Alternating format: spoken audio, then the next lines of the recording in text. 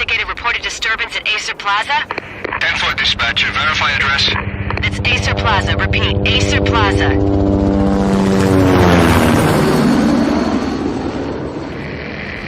Shots fired on the rooftop. An assault in progress at Acer Plaza. Repeat, an assault in progress.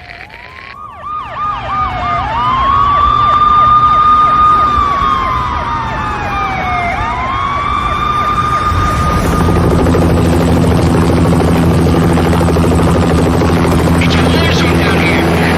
1085 dispatcher, need additional units. Additional units now. Officer in danger. Officer in danger. 10-5, please repeat. 10-5, all units, emergency. Officer in danger. Acer Plaza. Repeat, Acer Plaza, all units. They were all dead. The final gunshot was an exclamation mark to everything that had led to this point. I released my finger from the trigger, and then it was over. To make any kind of sense of it, I need to go back 3 years. Back to the night the Payne started.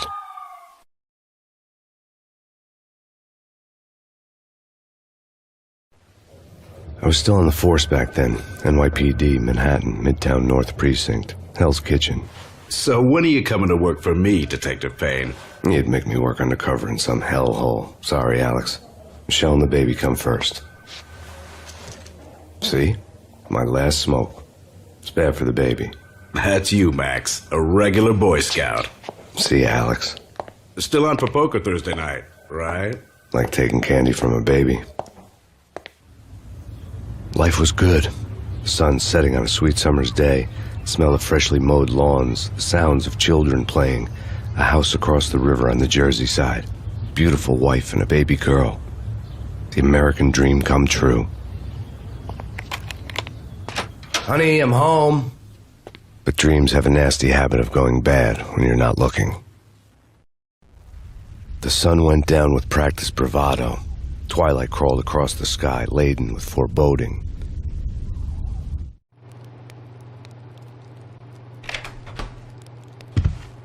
Michelle, honey, anybody home?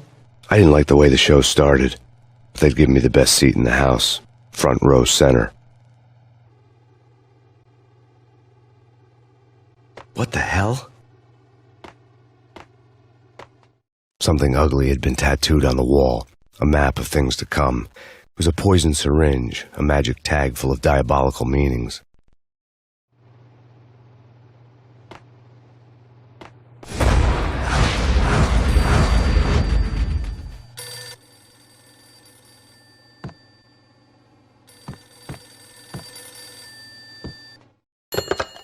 Listen, someone's broken into my house. Call 911. Is this the Payne residence? Yes, someone's broken into my house. They're still here. You have to... Good. I'm afraid I cannot help you. Who is this? Hello?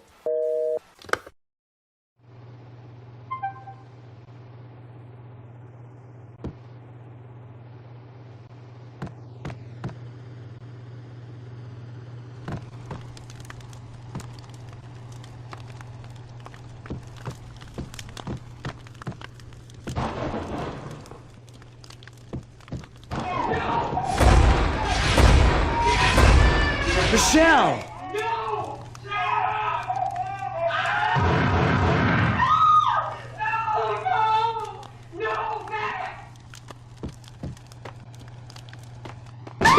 Michelle! Please! I'm gonna hurt you! It's coming. Freeze! NYPD, drop it! Coming! You didn't stop!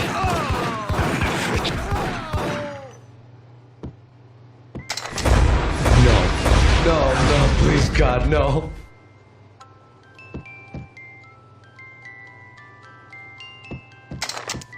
The flesh of fallen angels!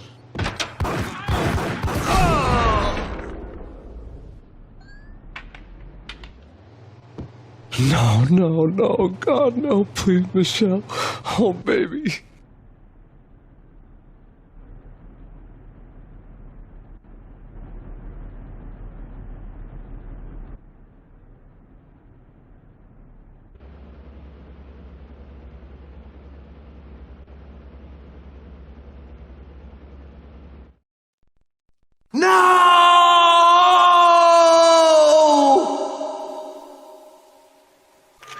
That was 3 years ago. Everything ripped apart in a New York minute. The killer junkies had been high on a previously unknown designer drug, Valkyr, V. After the funeral, I told Alex I'd be transferring to the DEA. It took us 3 long years to get a break in the Valkyr case. Then, finally, 2 months ago, a dime dropper tipped us off that Jack Lupino, a mob boss in the Punchinello crime family, was trafficking. I went undercover, infiltrated the worst mafia family in New York.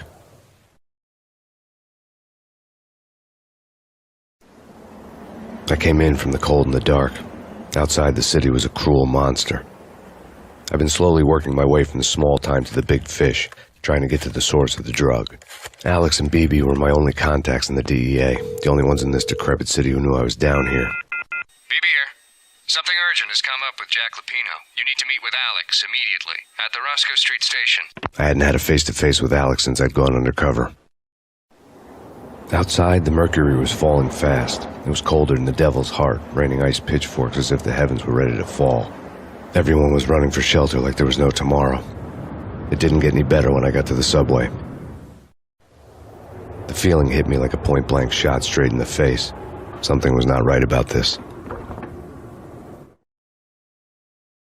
My Beretta stirred nervously under my coat, but the train doors had already shut behind me, and I was in for the ride. Next stop, Roscoe Street Station, and Alex.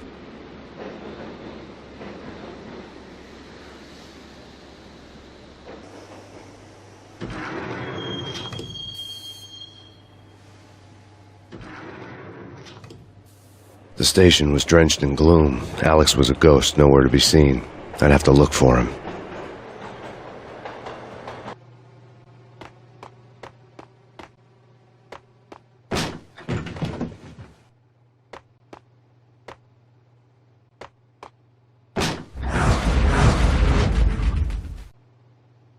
Death was in the air at Roscoe Street. I'd have to find Alex fast.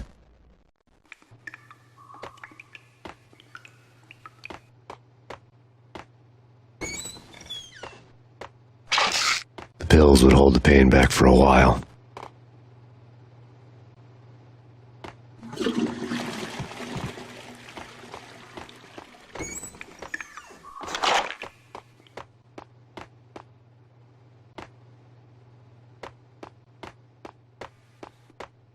Wasn't Jake supposed to take care of this? He and Mickey are having too much fun taking care of the cop up there. Oh, well, what's the plan? Simple. Gun down every mother-loving bastard that gets off the train. What the hell?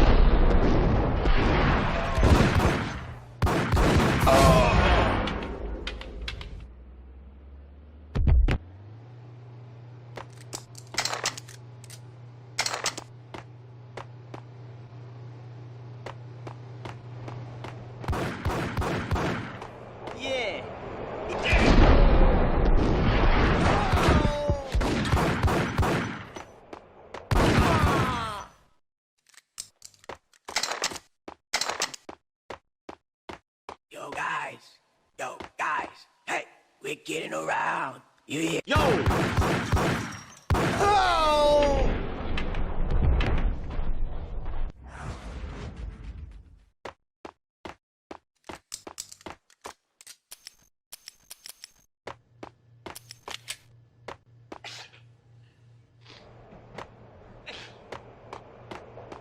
Hold it!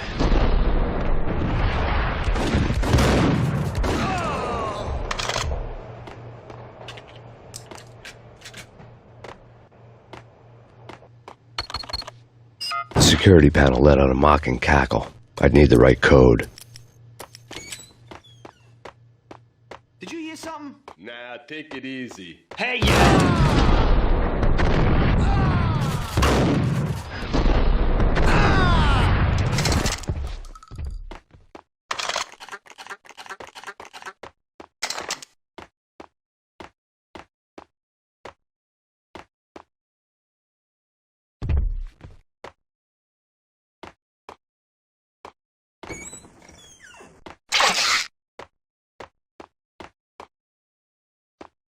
While looking for Alex, I had ended up in the middle of a big-time crime operation.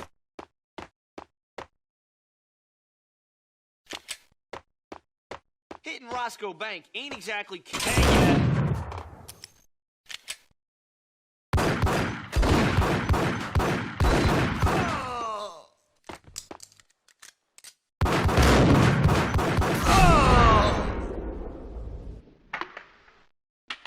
The gate was locked. I would have to find another way to get to the tunnel.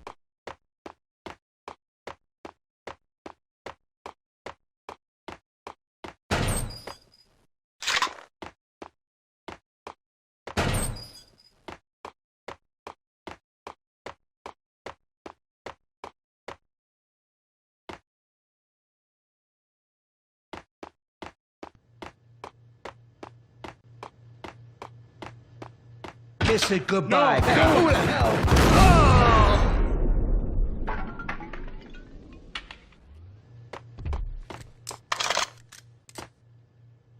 You saved me, man. What's going on here? A massacre.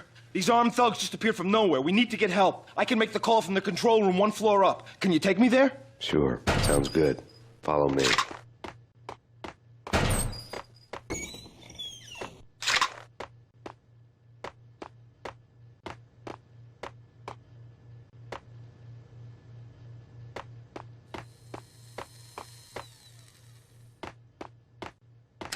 The power to the rail had been cut. I'd have to get it back on to get the train moving.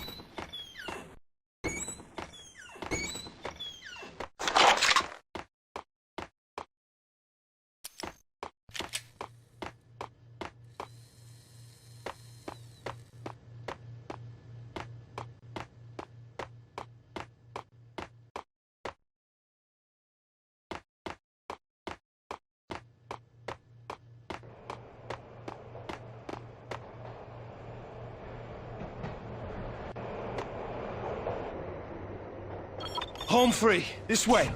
Hey, get out!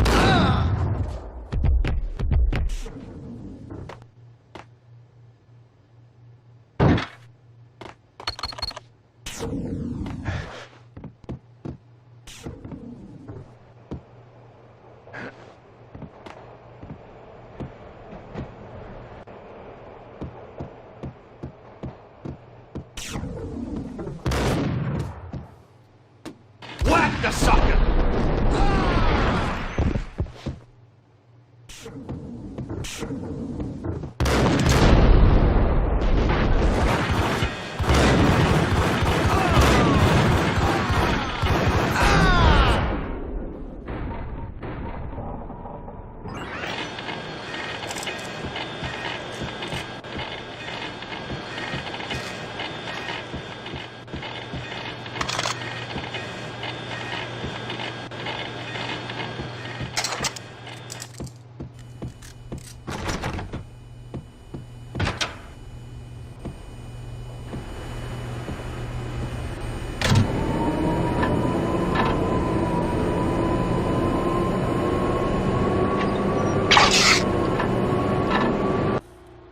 The train lit up like a Christmas tree. The power was back on.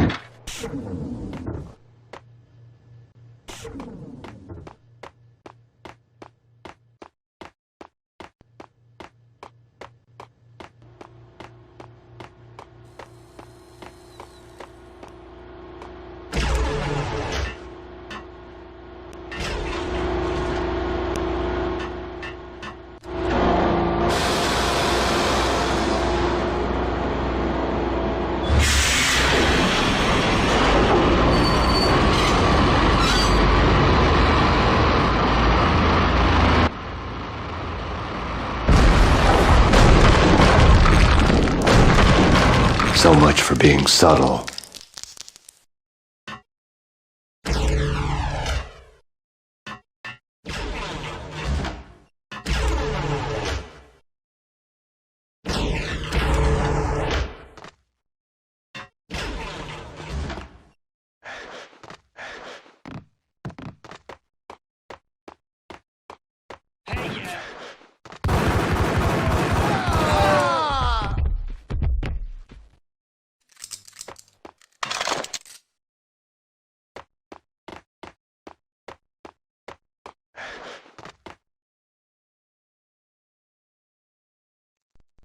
The rusty door led to an abandoned part of the station, closed off since the early 40s. Something big was going down at Roscoe Street. Maybe that's why Alex had wanted to meet me here. Maybe not. One way or the other, I was going to find out.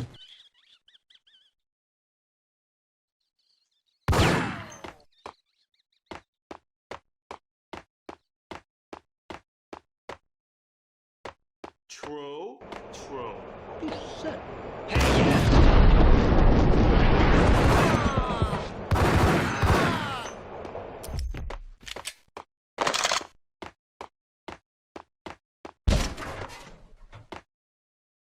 Hey!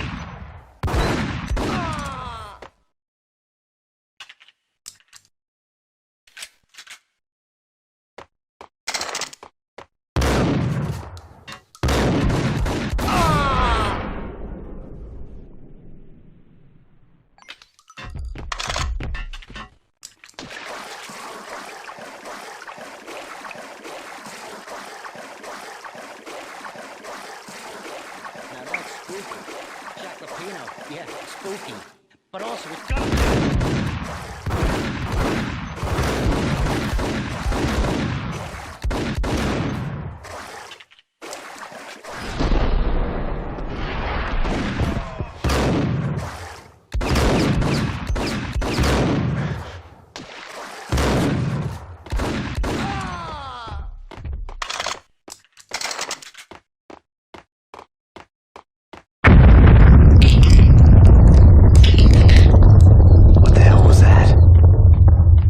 Hold on here. Give me the detonator. Get him!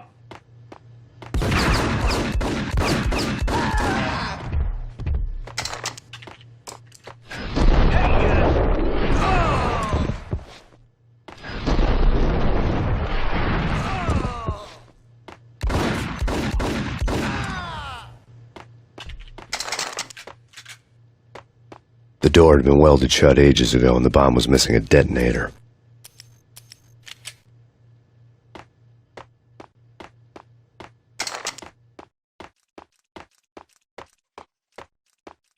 Okay, fellas, the police are on their way. New York's finest are gonna be here soon. So stick to the plan. We've got to...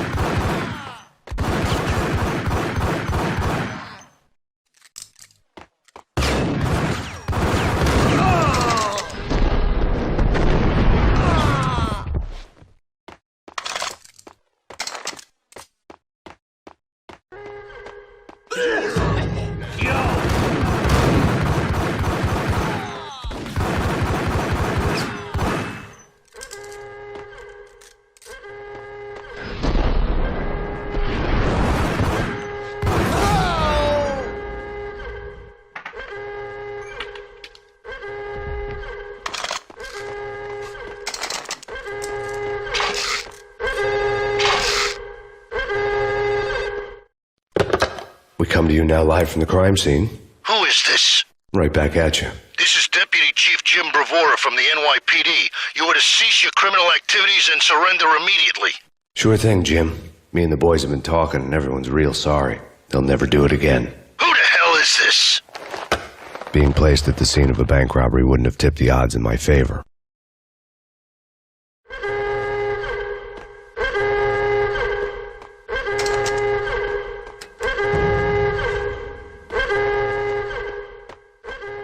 The bank robber's score lay on the table. The bank robbers had been after Acer Corporation bonds. The Acer success story had recently been on every channel and on the cover of every magazine.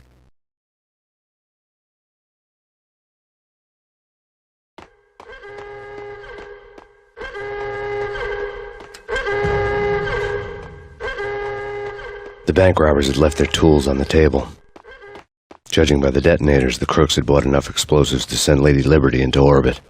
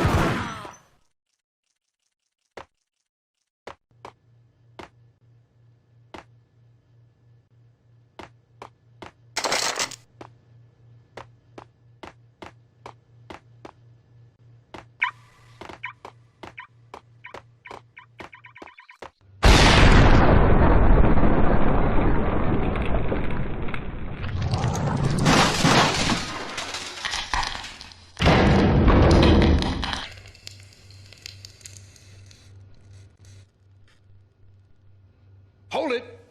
Max! Jesus, you almost gave me a heart attack! I nearly shot you! Alex, am I glad to see you? What the hell's going on? There are more corpses here than at the city morgue! It's an armed robbery, a tunnel job straight to the Roscoe Bank vault through the old station wall. Is this why... This is Lupino's gig? This is Lupino's doing? Lupino's men? Really? You sure know how to pick a place. Can you get through? No, it's locked. We gotta get out of here. If it's Lupino, it's... Alex? Alex! There was nothing I could do. He was dead. I could tell by the empty, accusing stare of his eyes.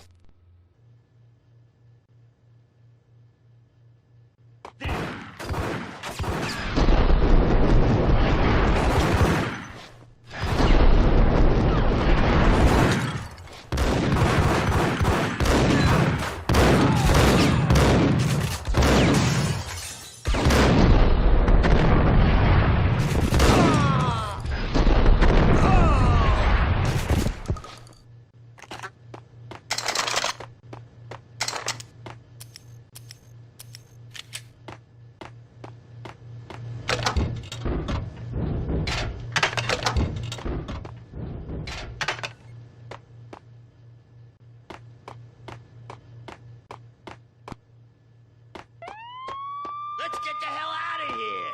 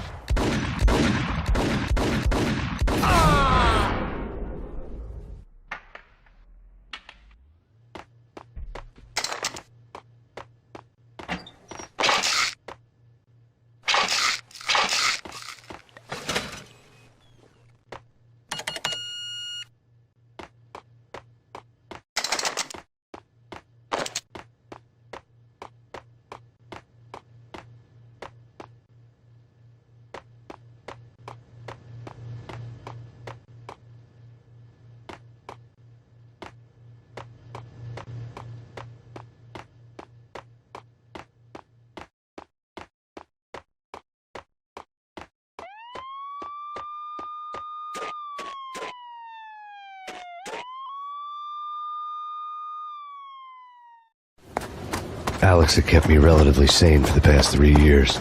Now I didn't know how I felt. Somehow he had stumbled upon something big and ended up stepping on Jack Lupino's toes.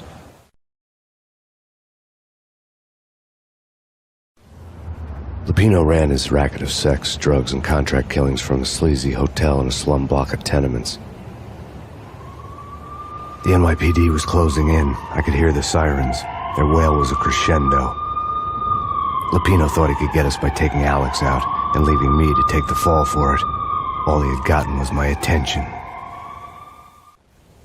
I went for the hotel first. It was a sad old thing with flickering lamps and faded colors, cheap mobster punks and tired-eyed prostitutes. I walked straight in, playing at Bogart, like I'd done 100 times before. The place was run by a couple of murdering mobsters with shark smiles. The Finito brothers. Ladies and gentlemen, it's the pain in the butt.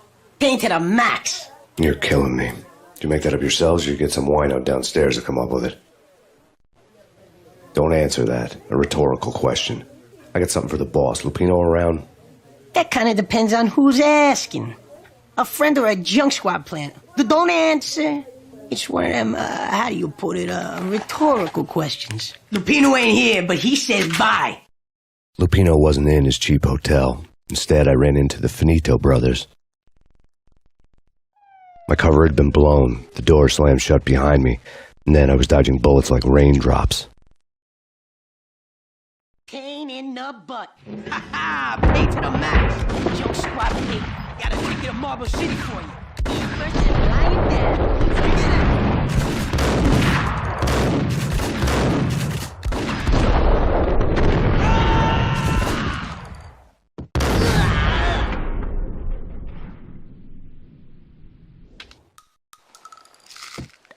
A letter on the desk caught my eye. I had met Lupino only once. The gangster ran all his rackets through his right-hand man, Vinny Gognitti. Gognitti was a high-strung whiner on the verge of breaking apart, like an overamped Energizer bunny. He had the brains to run the business, but he lacked the balls, always falling short, taking his frustration out on underage addicts and call girls. The V deal goes down at your hotel. Jack's exact words, quote, "Vinny, you're in charge of this one," unquote. "Rico Muerte's coming to see it through.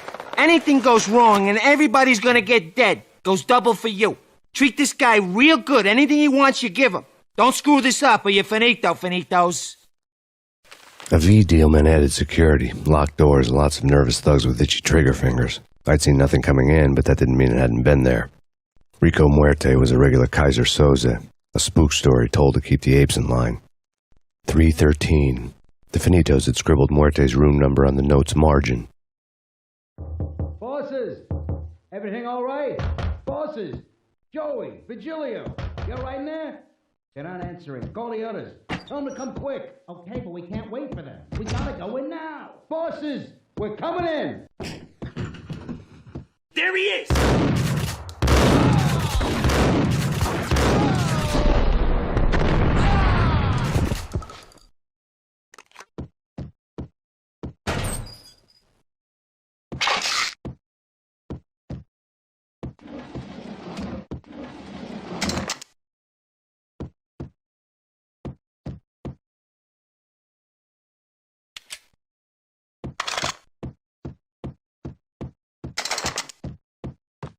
Getting out was not going to be easy. The staircase was locked and the elevator had been busted for a decade or more.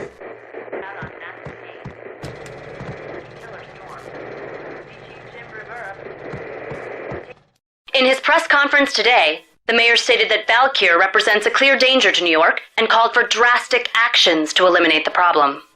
On today's top story, the Valkyr crisis worsens with the murder of DEA Special Agent Alex Balder. Special Agent Balder had been shot repeatedly from a point-blank range. The gunman has been identified as Max Payne.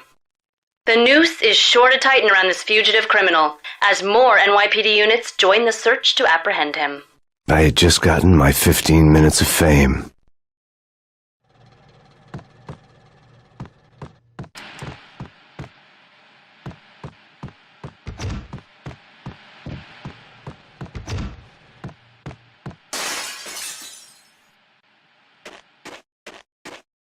Yeah, something's wrong with the bosses. Payne's there and they're not answering. Let's go already. Payne's gonna...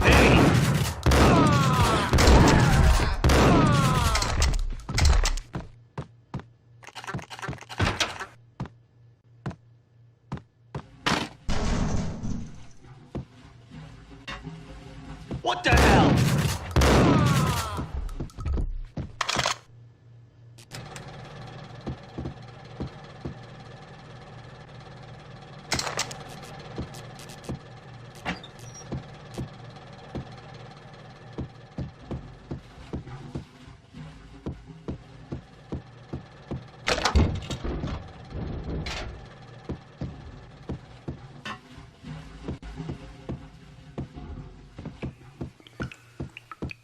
Previously on Lords and Ladies.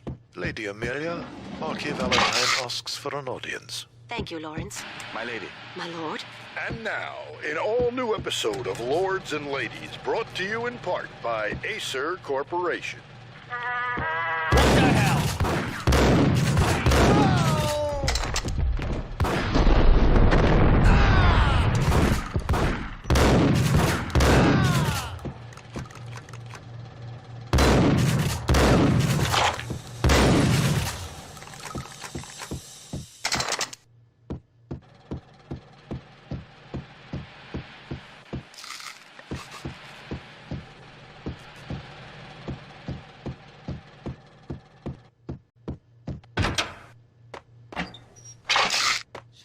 V-head junkies could go off without a warning. I had to be careful.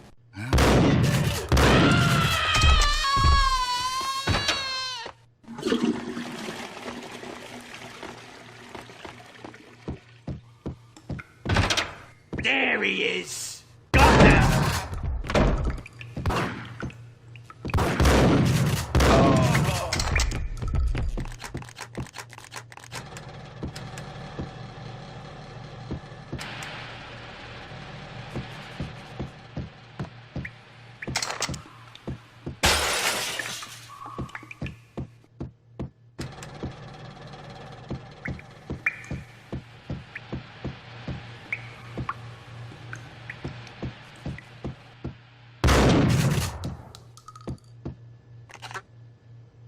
piece of crap!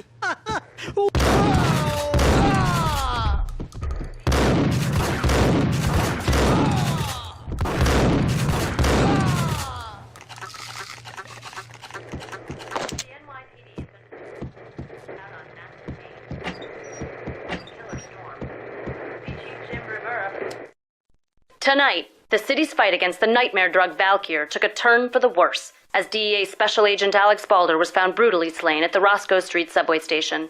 A suspect was seen leaving the site only moments after the shots had been fired, and the NYPD is currently in pursuit of Max Payne, a repeated felon believed to be armed and extremely dangerous.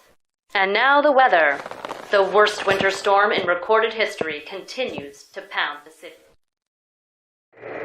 Take whatever...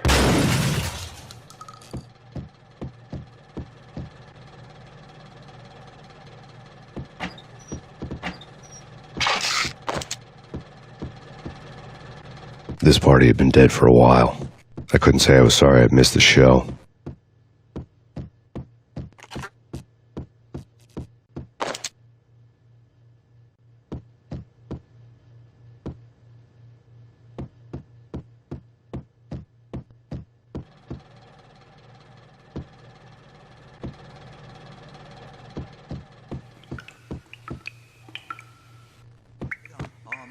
Messy inside.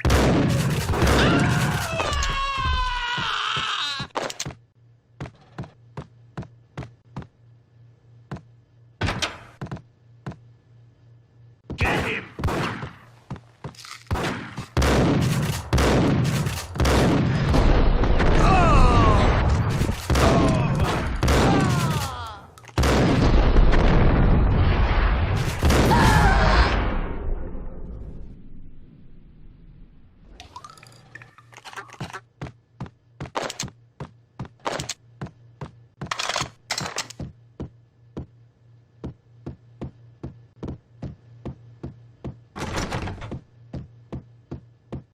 I'd found Muerte's room.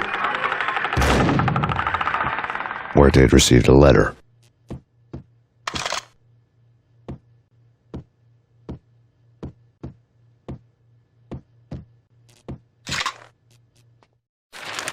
Our investigation had turned up nothing to link Angelo Punchinello, the head of the Punchinello family, to Valkyr. All tracks had ended with Jack Lupino. The letter in Muerte's room was signed by the Don himself. It was the first hint that the Kingpin knew what was brewing inside his syndicate. The trouble you got into after the Chicago screw-up.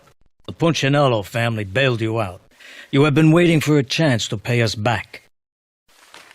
One of our trusted boys has a monkey the size of King Kong on his back. We need your special skills for backup on a major deal. Collecting evidence had gotten old a few hundred bullets back. I was already so far past the point of no return I couldn't even remember what it looked like when I had passed it.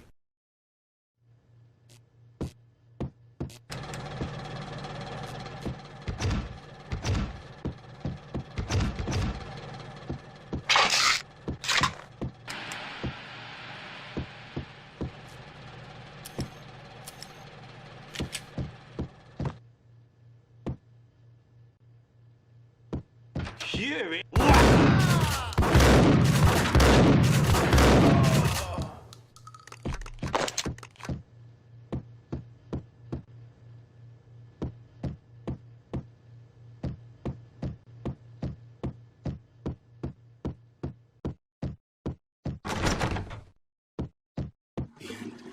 Yo!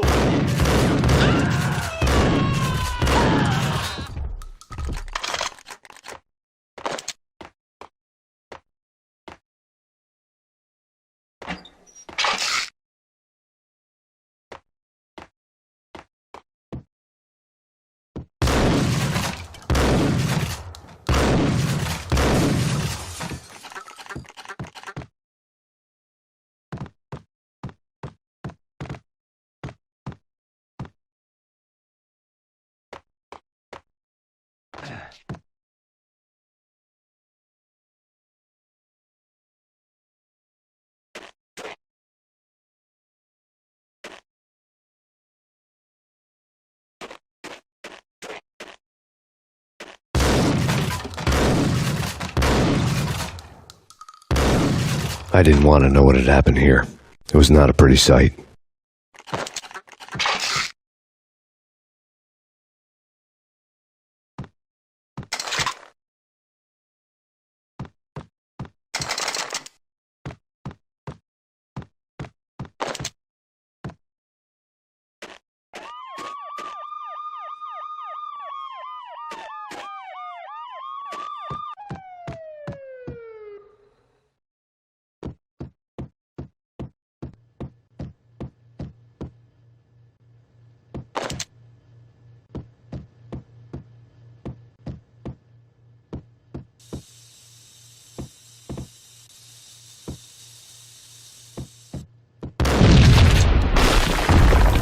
What the hell? Told you. God damn! I thought it was a bomb for sure. Nah, the Russian wouldn't dare. This has been waiting to happen.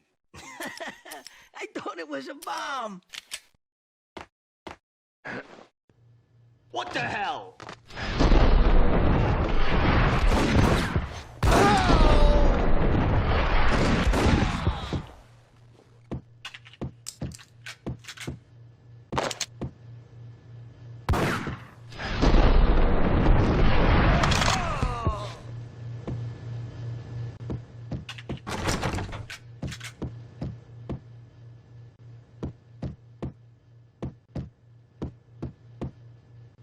It's coming.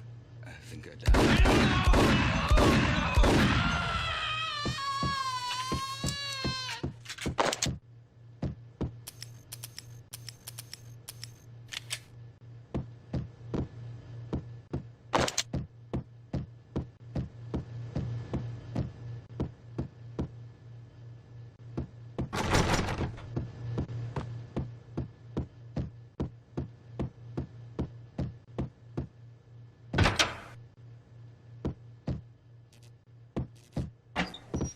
The hooker had left her diary on the table.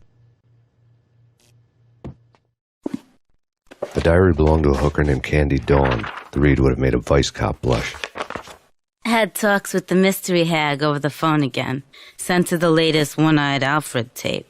As long as the hag keeps paying for the tapes, the old man could come every day for all I care. She had a nice sideline, making secret X-rated flicks of her clients and selling them to the highest bidder. It would get her killed if her V-fix for the day didn't do it first.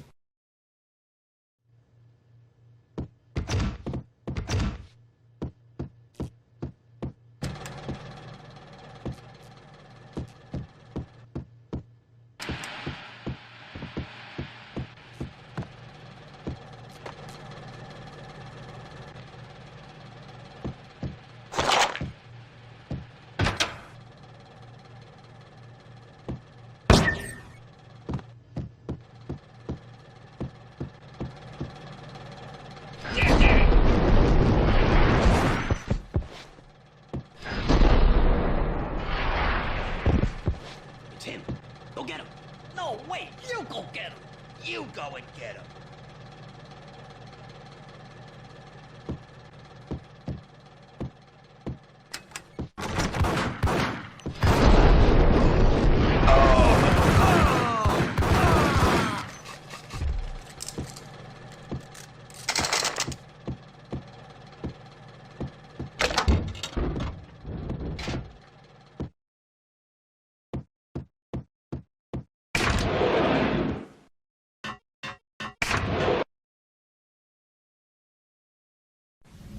The old service elevator rumbled down to the bowels of Jack Lupino's hotel.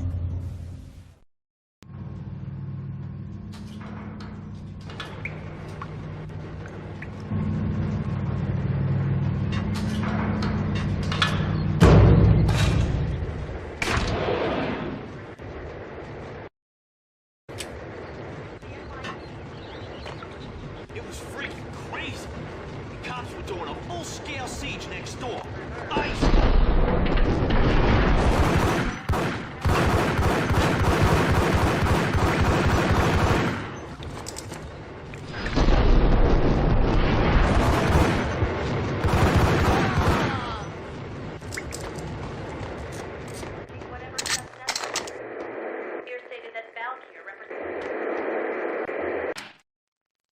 A winter storm warning is in effect in the whole tri-state area, as both freezing rain and heavy snowfall continue. Many roadways are already closed, and people are advised to stay indoors. The severe blizzard has ravaged New York for 3 days now, with no end in sight. We'd been snowed from the start in the Valkyr case. The forecast said there was plenty more where that had come from. But the snowbound city was on my side. Less chance of innocent bystanders getting caught in the crossfire.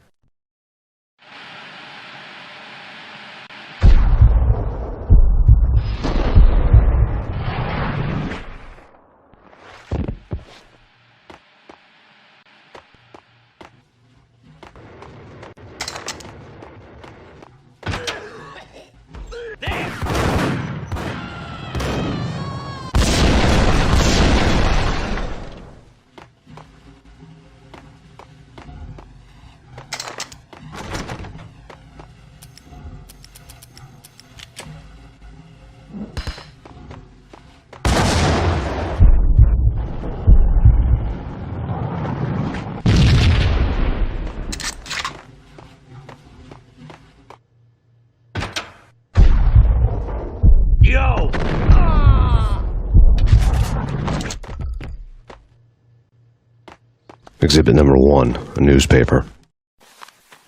A dead man tied to a chair lay on the boiler room floor. Captain Baseball Bat Boy has an unbeatable track record in superhero death matches. But a 6-pack of root beer gets me every time.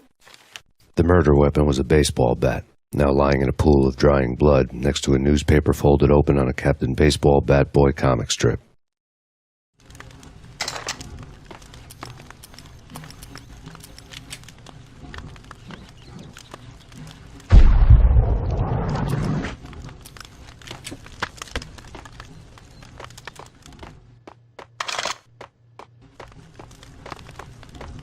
Take vampire movies. Why are they always set in L.A. or Mexico? They can't even get a tan. If I was a bloodsucker, I'd move to the North Pole. Winter's one long night. Yeah, and what would you eat? Suck blood from penguins? Nah, Eskimos, man, Eskimos. Go get him!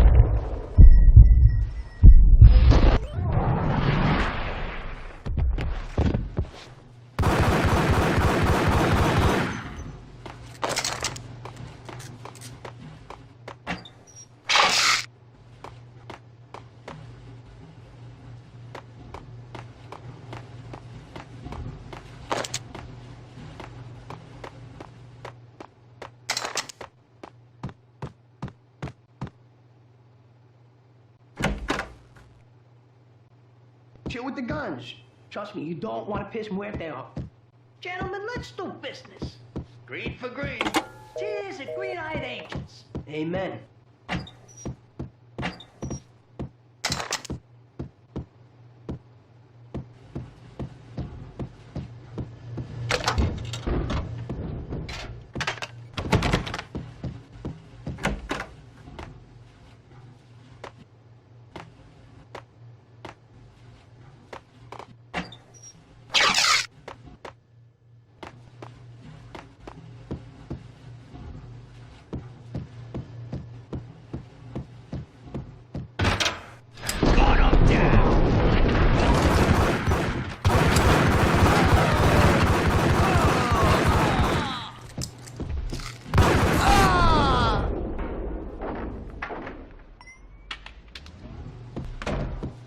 A lifetime ago, this would have gone down as a narcotics arrest. There was a key on the table.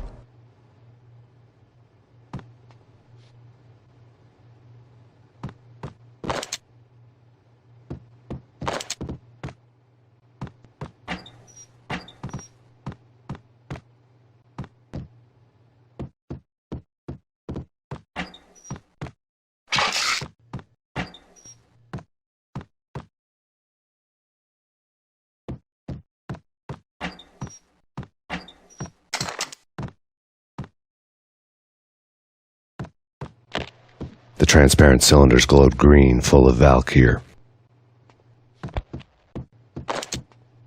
It was dirty money.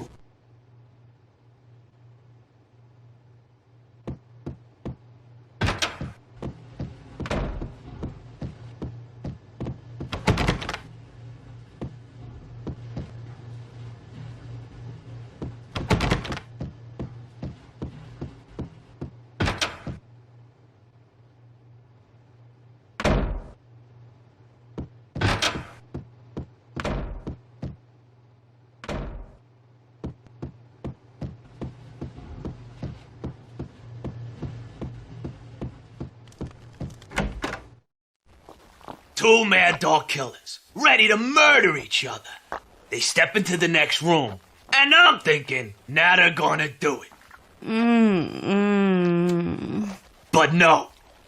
They sit down in front of a TV and solve their differences with a kung fu fighting video game. I tell you, Candy, I was so depressed, I strangled them both with the video game cables. Oh, Rico, you're so bad. I am, ain't I?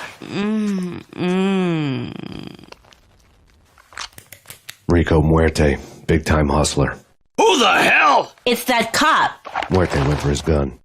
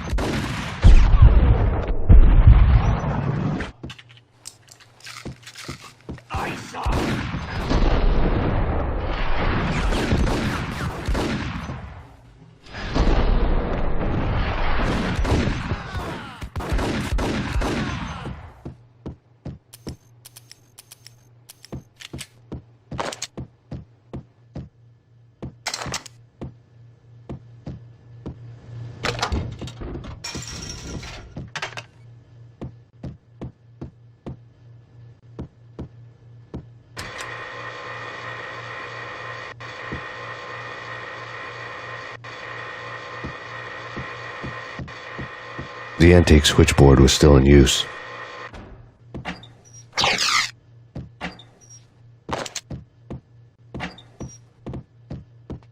There was an old telephone switchboard in the back room of the reception area, the kind that made phone tapping child's play. It wasn't hard to picture a fat pimp sweating with headphones on, listening to his hookers talk dirty and fake orgasms over a web of party lines, the blood veins of New York. Right now there was a different set of moans and groans going on. Boss, Connery, it's Max Payne. He came, started capping us. He killed... Are you freaking kidding me? He's just one lousy cop. You better be freaking kidding me. Whack him. What's the freaking problem? Hello? Answer me. Hello? The word was out. A deadly virus released into the city's corrupt circulatory system. Something wicked this way comes. Max Payne at large.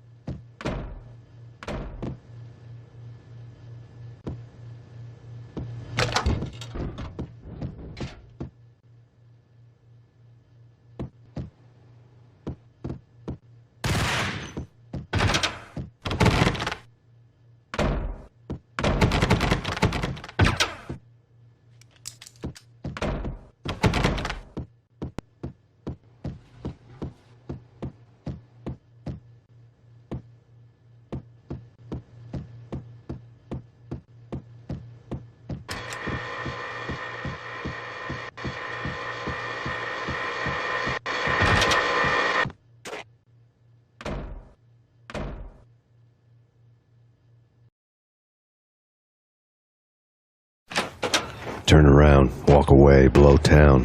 That would have been the smart thing to do. Guess I wasn't that smart. Lupino's tenement buildings were a seedy hangout for all kinds of sleaze. A liquor store, a pawn shop, a laundromat full of mobster bookies and loan sharks. The list went on. The how and why of it was a mystery to me, but they knew I was a cop. They knew I was coming, and they were going to get real trigger-happy about it. I got to see Lupino's hangout all lit up. A bomb went off, turning snow into liquid gold. A pillar of fire lifted the remains of a car straight up into the air. The flames were highlighted on the hood of a black Mercedes-Benz as it coasted down the street real slow, as if the driver didn't have a worry in the world. I got a good look at the man riding shotgun. It was Vladimir, the head of the local Russian mob, the fly in Don Punchinello's soup. The ringing in my ears was the sound of a mob war being waged.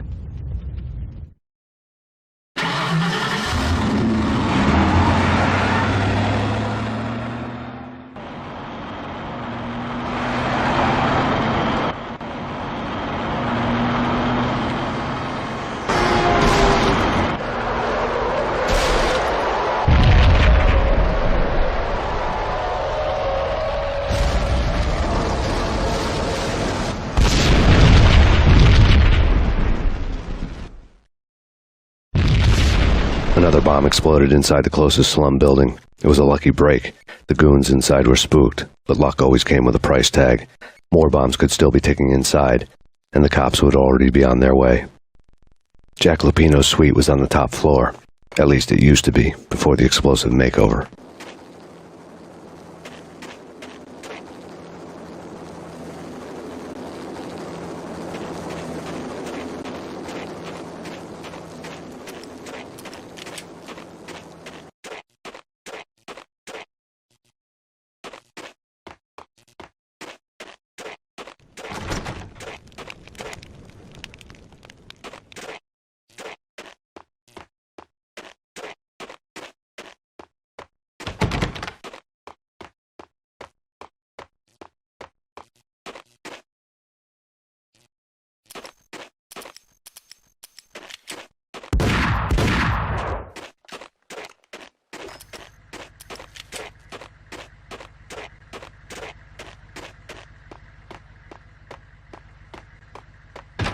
What the hell?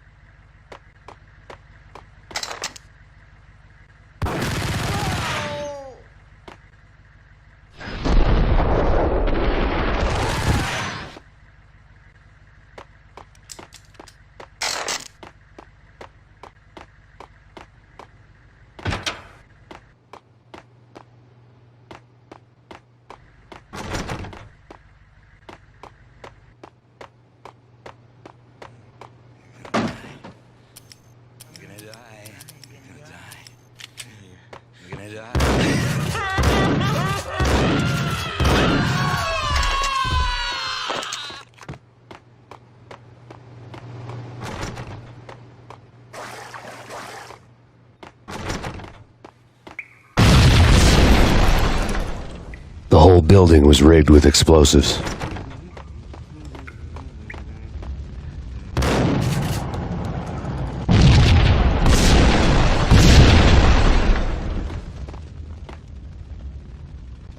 What the hell?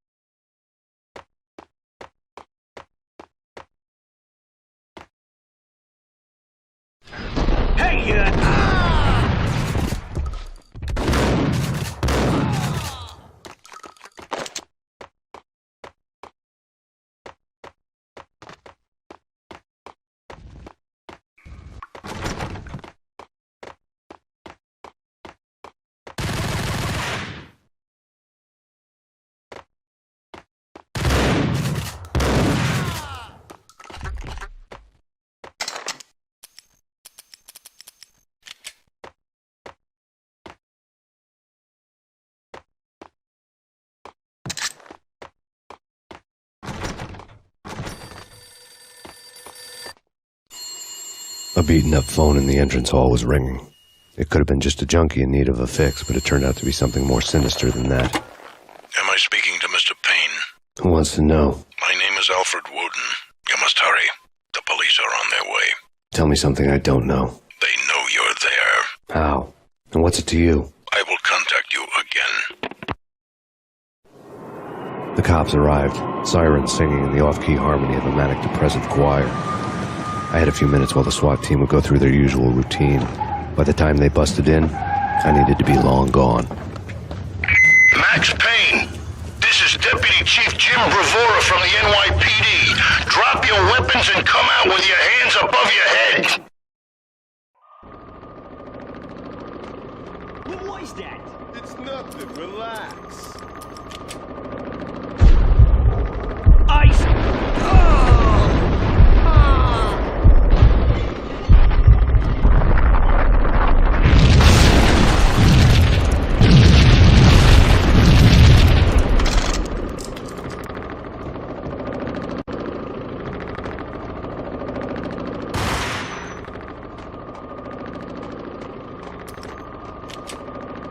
Someone had left a letter on the counter.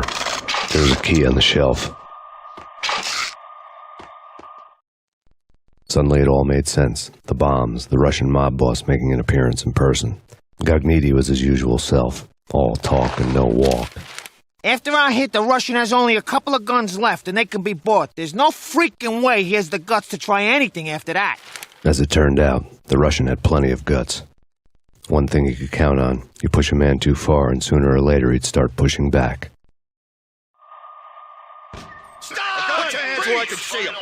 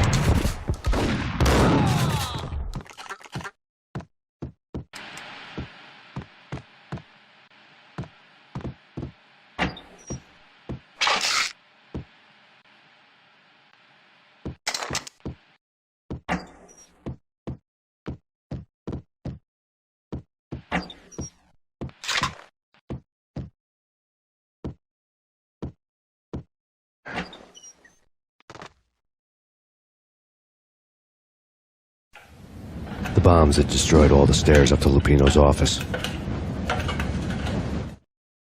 The alternate route led there by way of adjoining rooftops.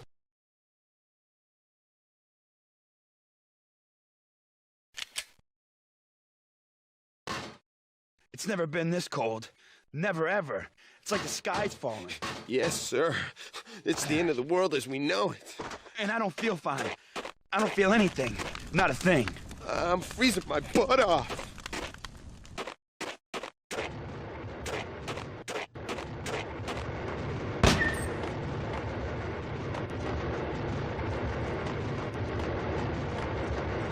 To get to the roof, I'd need to get to the elevator through the locked door up ahead.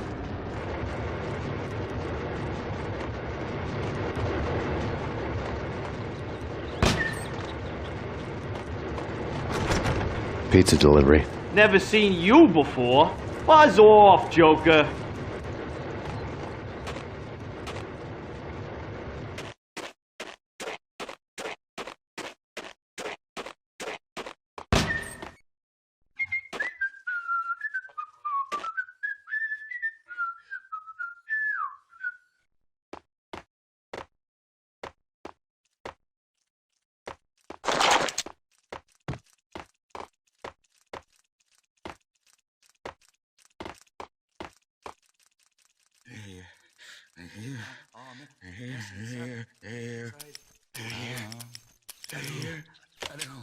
I think I died. I think I'm dead.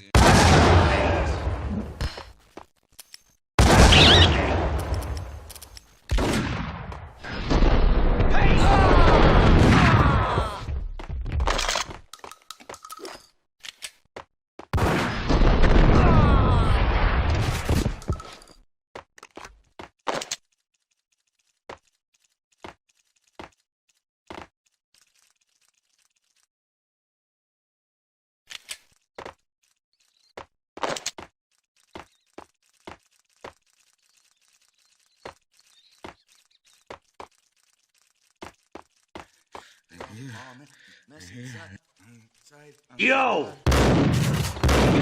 What the?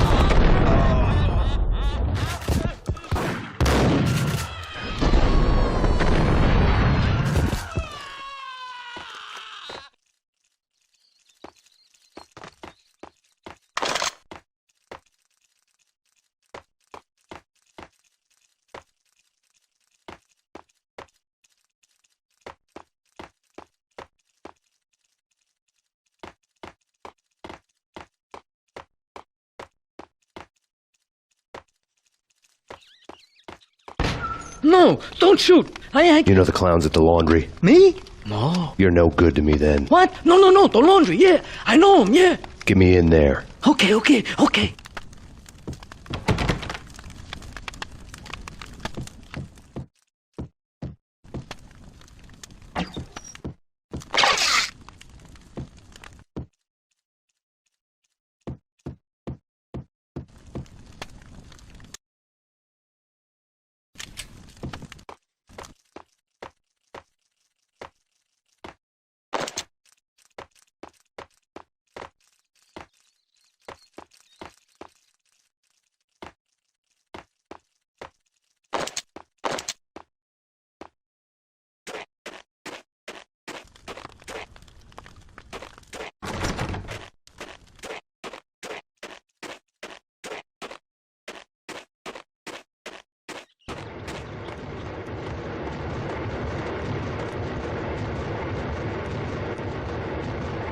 It's me. Open up. Let me in, quick. Not so fast. The password. John Woo. Come on. Oh, okay, John Woo. All right. Come right in. It's a trap! It's Payne!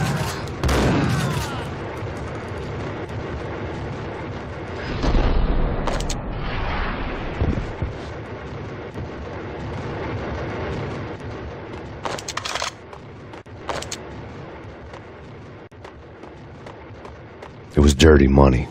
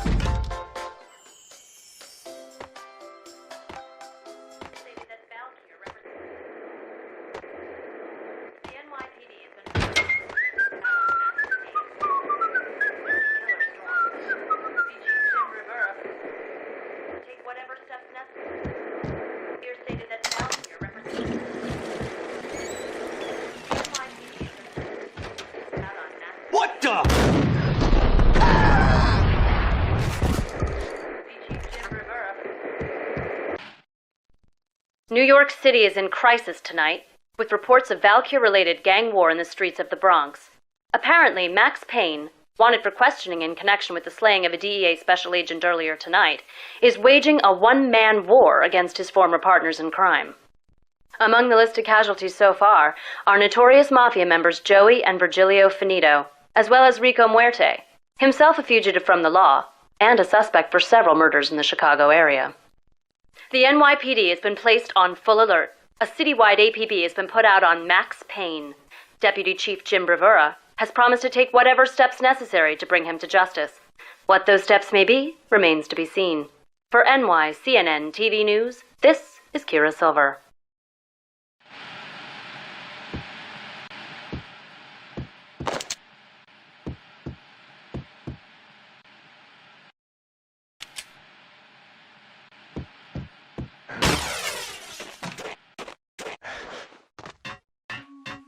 This week on Address Unknown. I don't want to go there. What the hell? That's where I always end up anyway. Only, it's not Payne Flamingo, but someone who lives the part down there. Except that he's evil. I'm hiding in the shadows, watching it all unfold.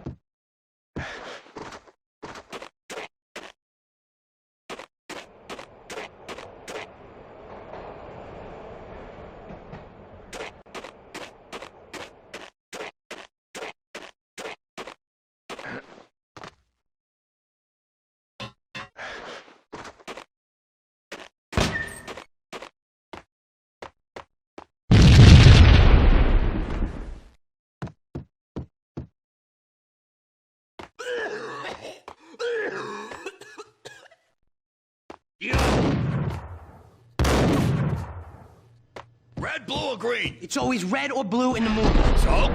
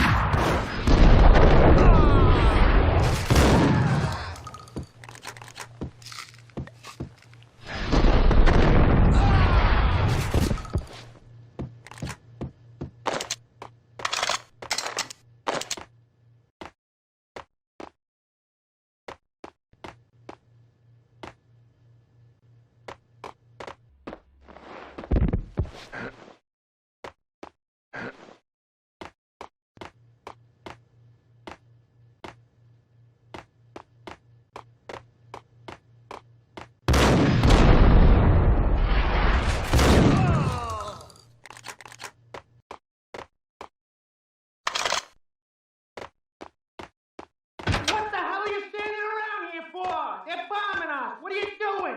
You're doing nothing! What are you doing? This is war! Freaking war!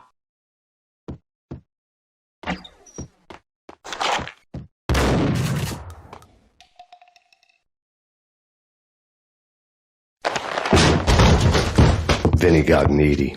Just the man I've been killing to see. Payne? Freaking Fed! I knew from day one there was something screwy about you.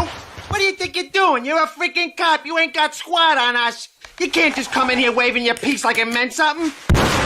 Yeah! Oh my God! Oh God, you shot me! Ah! You're dead, Payne! What the hell are you waiting for, you apes? Kill him! Kill him! With pleasure, boss. Gagnetti bailed. I made like Chow Yun Fat.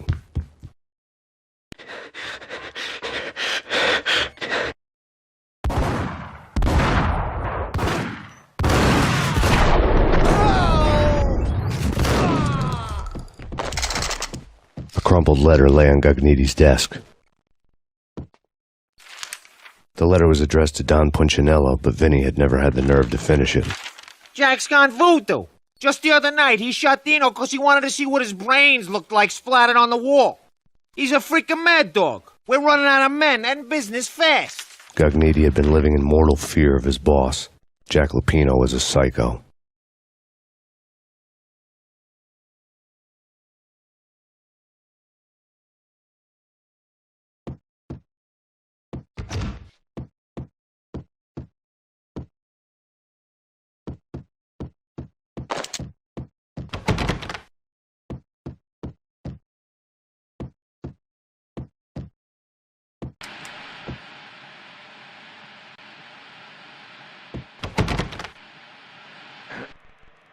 Vinny Gagniti was running scared. He could run, but with a bullet in his stomach like a broken bottle of Tabasco, he was quickly running out of time. He knew where his boss was, and I wanted to square things up with Jack Lupino. Gagniti would be moving fast. I don't know about angels, but it's fear that gives men wings.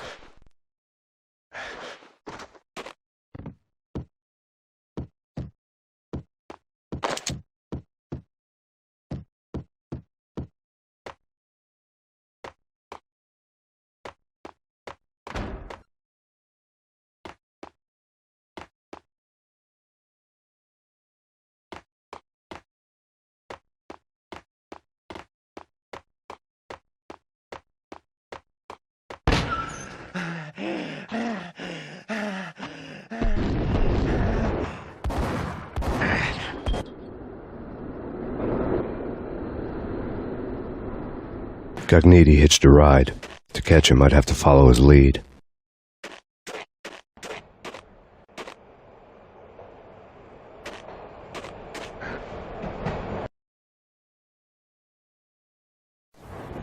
This was my second train ride of the night. The way it started didn't promise anything better than the last one.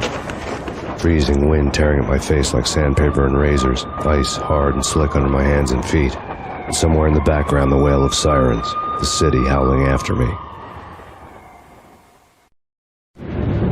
New York sped by in fast forward, dark rooftop water towers and a dead forest of antennas and chimneys, all a blur. When the train he was riding slowed down, Gagniti made his move.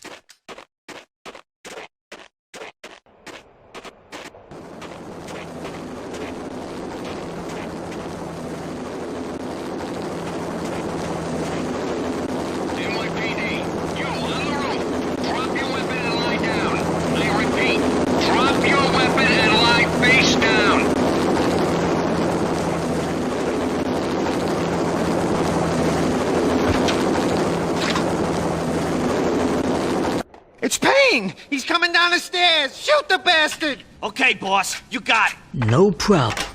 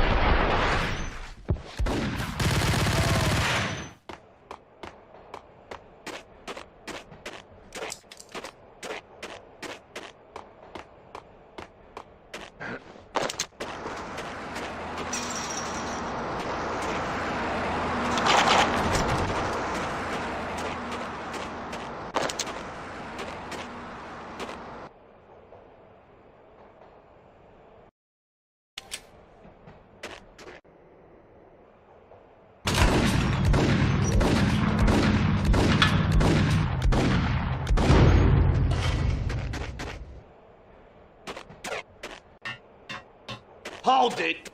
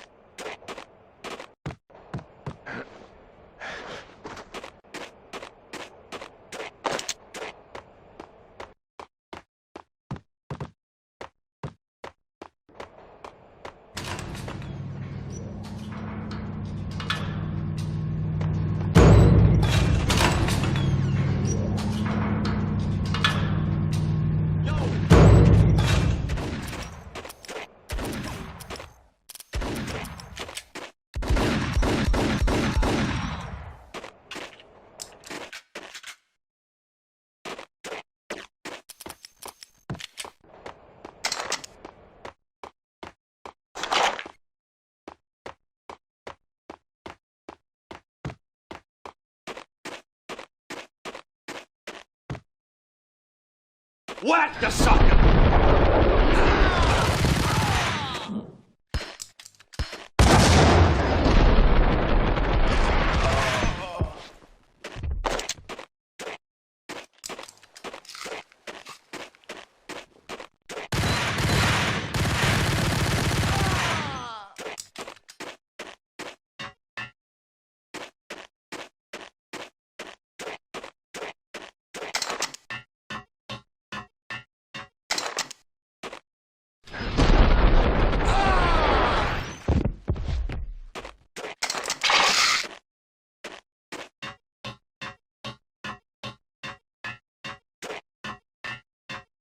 We're gonna be rich! Freaking rich!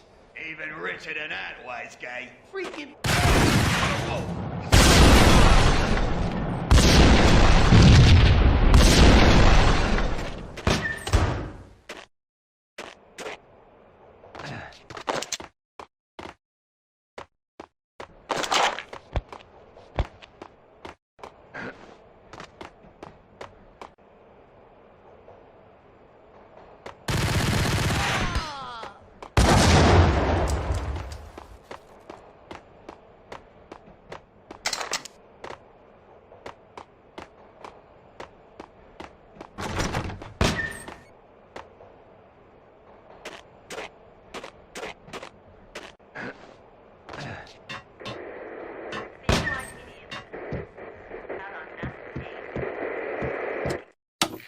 Max Payne has nowhere left to go. We are very close to capturing him. You'll get a full statement then.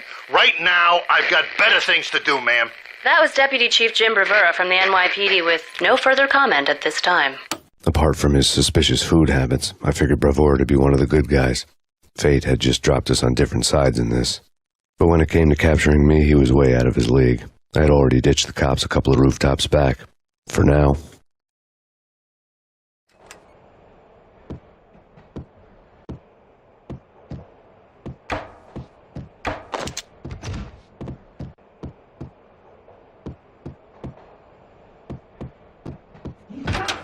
I can hear him. Ready?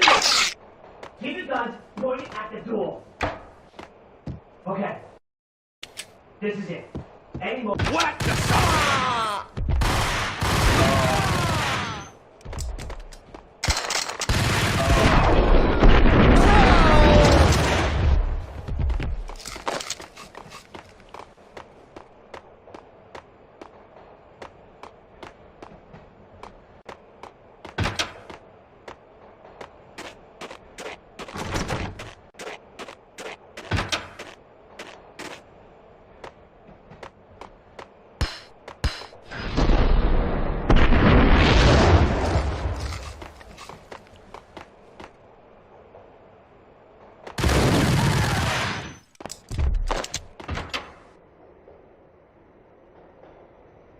Open, goddammit!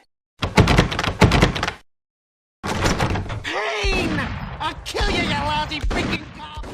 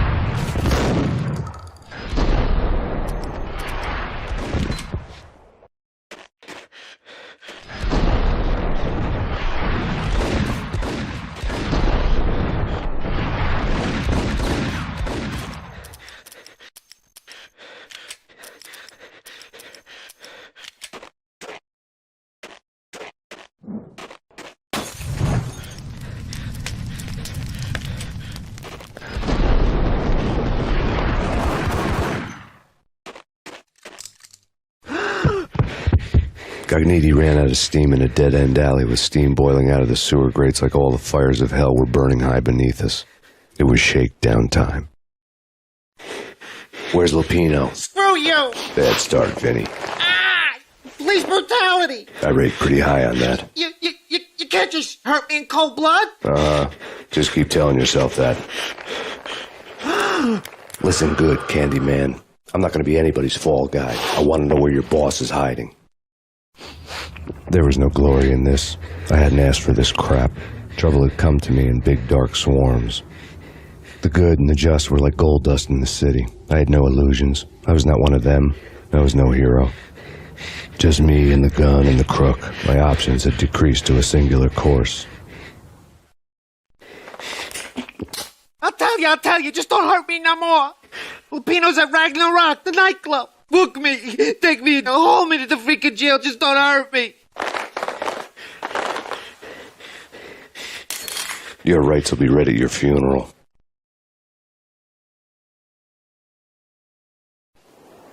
Ragnarok was Lupino's private nightclub, a den of drugs built into an old theater. I knew what waited inside. V-head junkies ready to explode in random acts of senseless violence, and Lupino's goon squad, the worst stone-cold killers this side of hell. Ragnarok was as inviting as a headache, flickering and flashing to a machine gun beat. The belly of the nightclub was a gothic theme park that began with bondage games and led to the nasty stuff from there. As subtle with its dark message as a cop killer bullet through the heart. Like father, like son, just like Jack Lupino.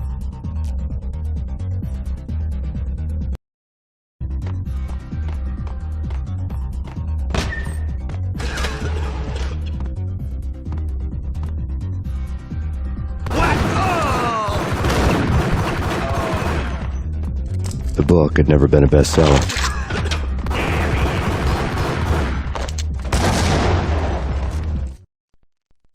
Given the setting, I was surprised to find that somebody had been passing time reading. The paperback was entitled, The Age of Murder and Storm. The blurb on the back mentioned Norse mythos and Ragnarok, the end of a Viking world with a terrible winter that covered the earth in ice, when vile crimes were rampant and all humanity lost. I could see how somebody impressionable might get it into their head that we were at the end of time.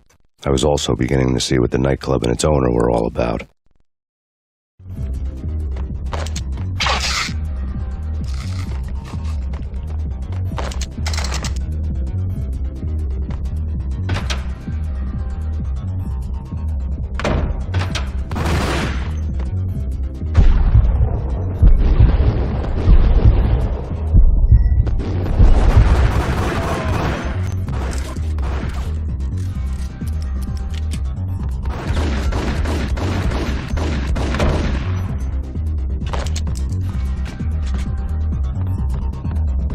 Hold it!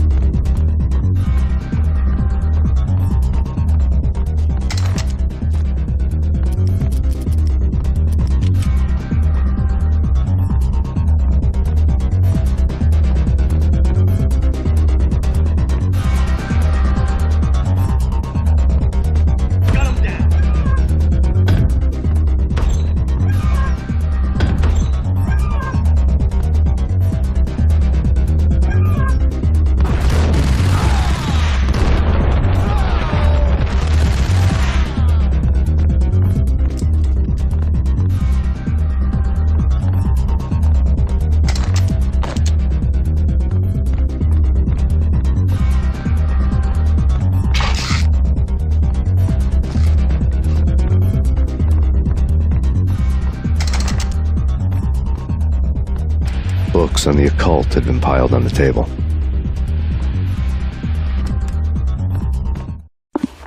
The room was stacked with light reading, such as Necronomicon, Witchcraft, and Paradise Lost. Old exotic titles like Malleus Maleficarum and De Umbrarum Reini Novum Portis. Books with pentagrams on their covers, all dealing with the occult and the infernal, lying between stacks of horror videos and a couple of Ouija boards. The only thing I could take seriously was the thought of Lupino taking it seriously. He had been spending a lot of time getting intimate with the guy downstairs.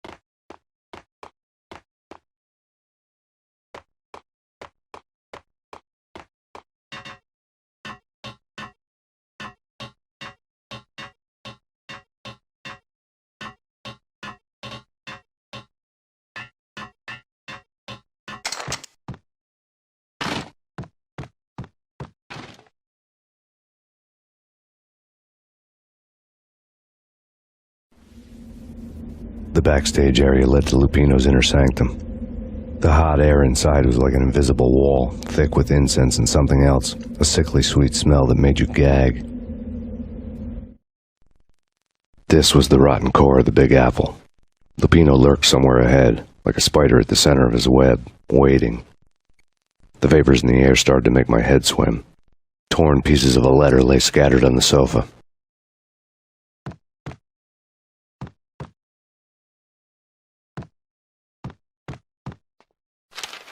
Punchinello had threatened Lupino in writing. The note had been torn to pieces, bloody fingerprints all over them.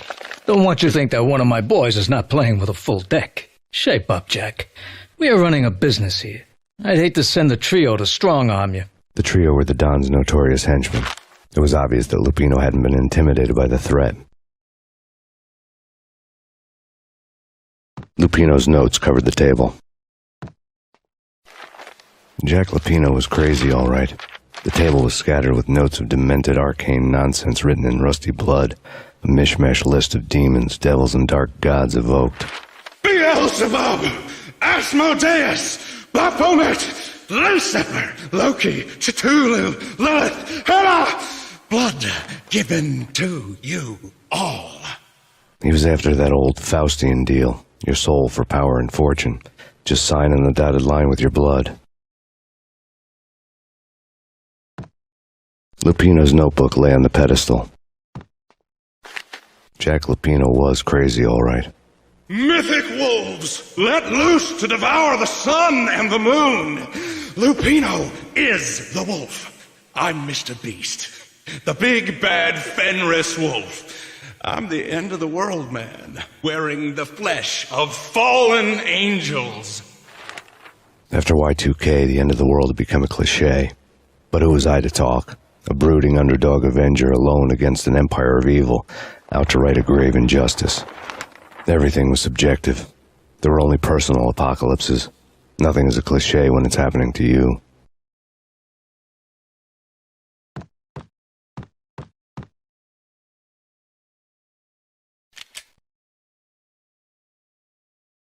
The flesh of fallen angels! Come to me all! Astaroth, Beelzebub, Asmodeus, Baphomet, Lucifer, Loki, Satan, Cthulhu, Lilith, Hela! Blood to you all! Secret. Skin of reality. I've seen it. The corruption of flesh. I'm the wolf, yeah! I am the wolf! It's close. It's coming. You have come. A witness to the end of time. It's now! I will rise to her side! I don't need the words! I'm beyond the words!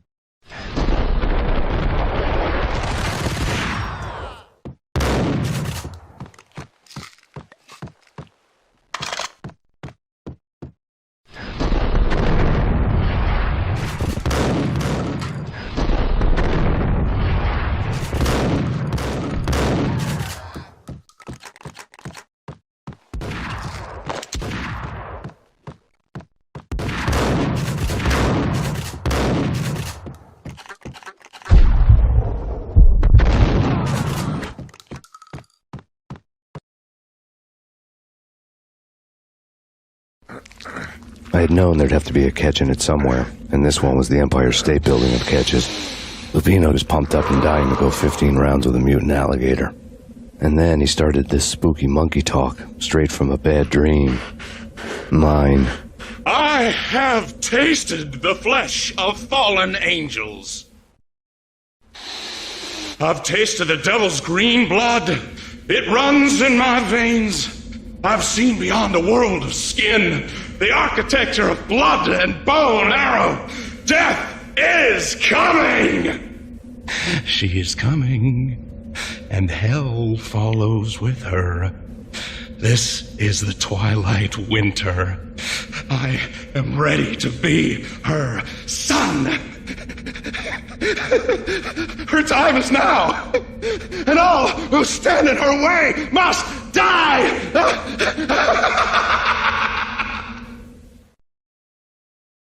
Die! You'll die! You'll die! Now! All die! Ow!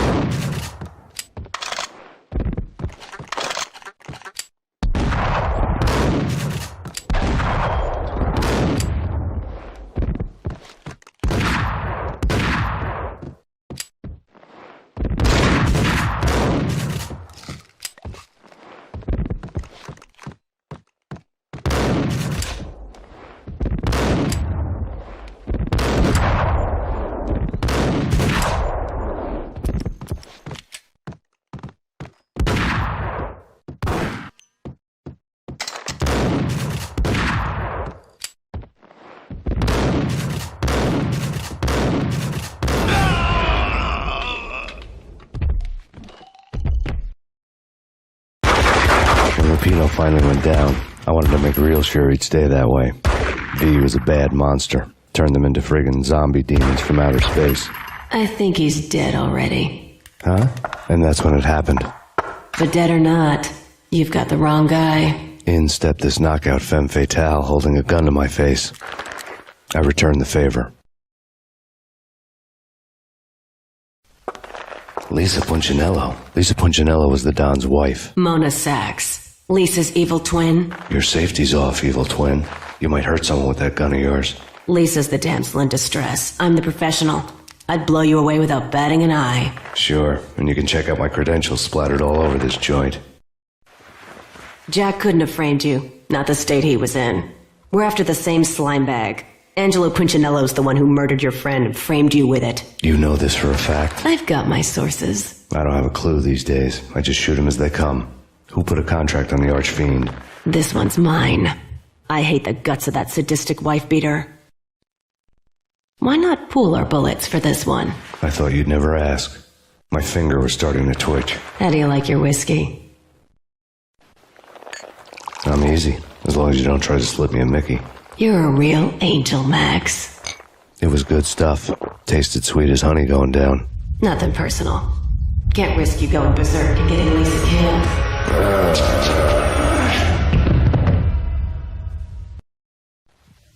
The nightmare was always the same. Violent shapes moving in darkness, old and ugly. The killer's mad laughter was a riddle filled with wicked innuendo.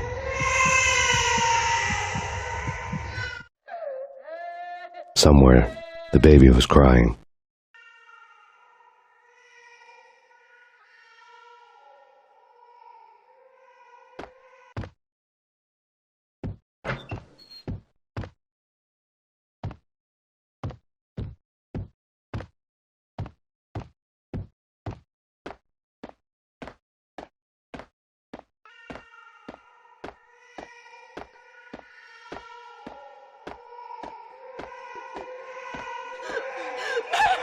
No, please act.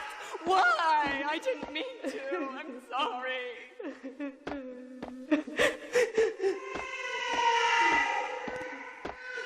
Max!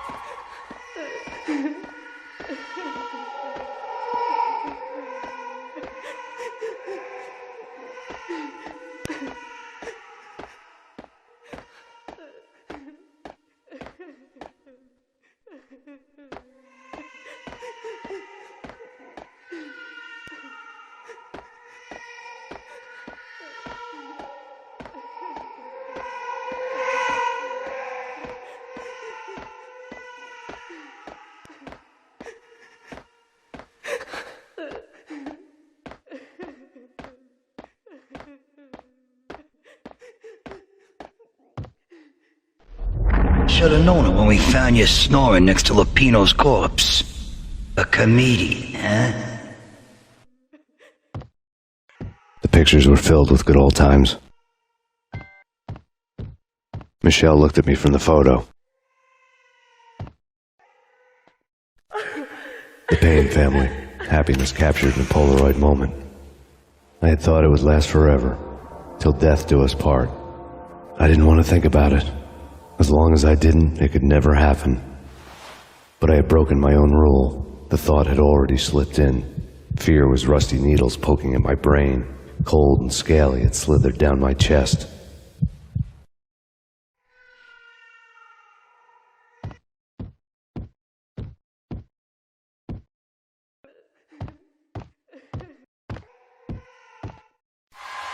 Alex and I had a few moments of glory between us. Crime-fighting comrades, the best in NYPD DEA collaborative team. Good-hearted macho bullshit like that. I would have given anything to have him here as my backup. No such luck. No luck at all.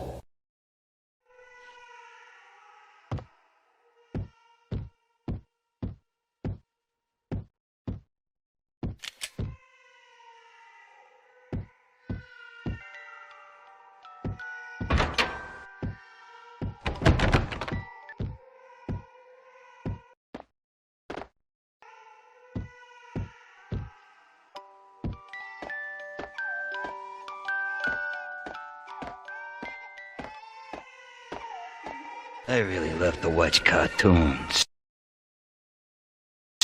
Captain Baseball Bat Boy's my favorite.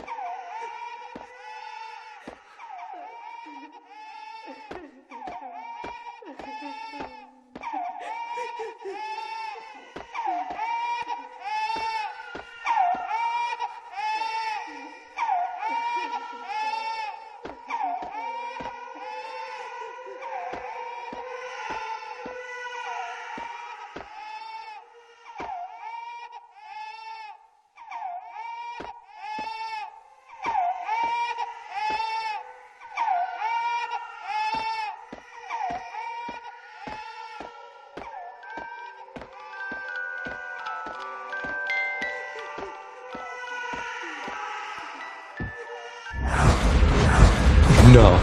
No, no, please God, no.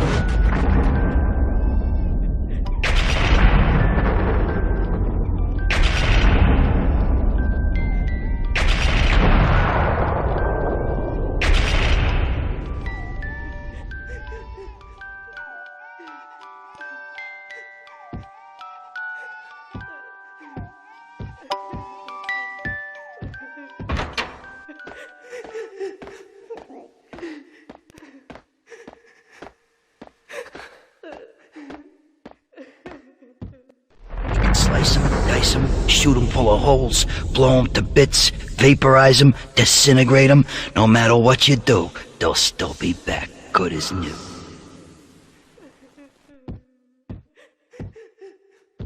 Michelle's diary lay on the table. Michelle was working part-time in the district attorney's office. Her diary was open on today's entry, her handwriting all pretty curves.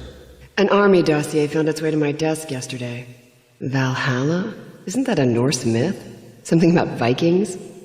I tried to tell Max about it, but he was busy, that cute frown on his brow. Guess it's nothing, just a mix-up at the courier service. From now on, I would always find time for her. It was a hollow promise. Too little, too late.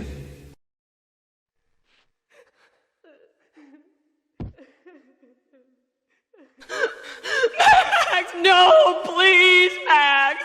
Why? I didn't mean to. I'm sorry.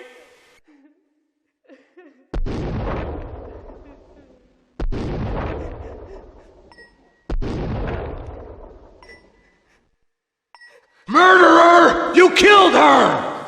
Nothing like that ever happens in the real world.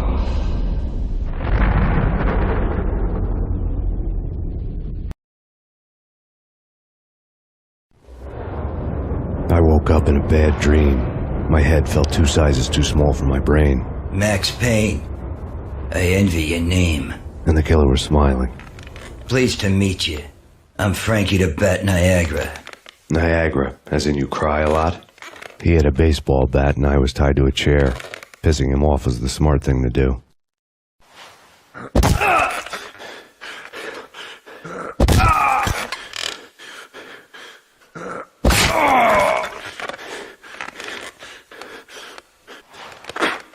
Nothing wrong with a little laugh now and then.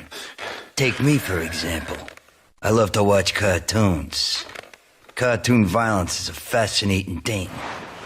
Let's take a break. I need to take a leak and maybe grab a cold one at the bar. Don't worry. I'll be back to finish this off. And then, it's checkout time. You play, you pay, you bastard. He swaggered out, and the door clanged shut behind him, locks clicking into place. Everyone makes mistakes. Mine hadn't been to crack jokes about the goon with the bat. He'd have cracked my skull regardless. It hadn't even been to trust a girl with a gun. I had blindly gone after the first bad guy on my hit list when I should have been aiming further up the ladder, at the head of the Punchinello family. I couldn't bring myself to be pissed at Mona. Guess I had a soft spot for a pretty face.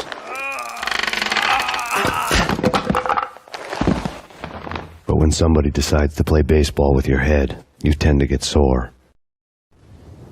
They had dragged me back to the basement of Lupino's hotel. I was beaten, bruised, and blue. I felt like the chair I had broken to get free.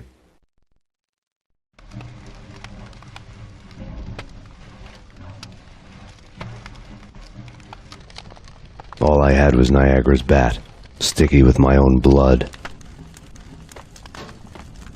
Without a gun, I'd be no match for Frankie's men. I'd have to play hide and seek with them.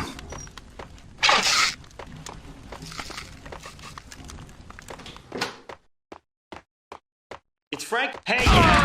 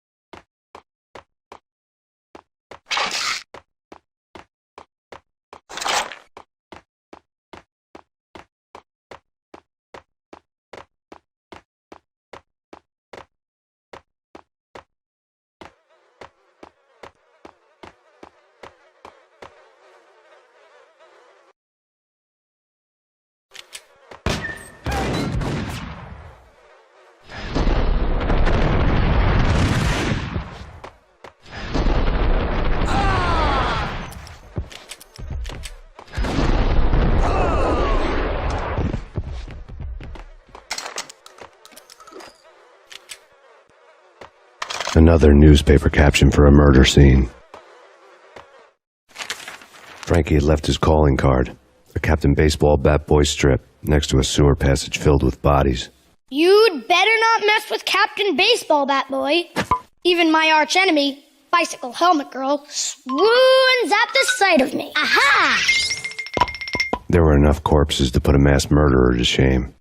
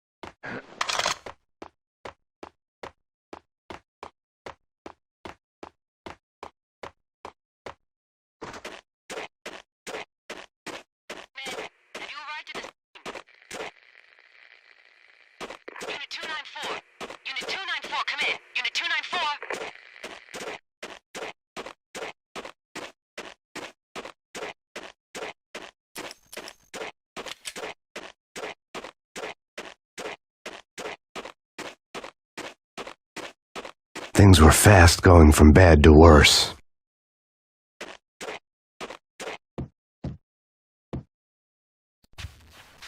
The men in blue had come and gone. They had decorated the place with chalk outlines and tied it together with yellow tape. The cops who had stayed behind were dead. Frankie, his boys, and I had the place all for ourselves.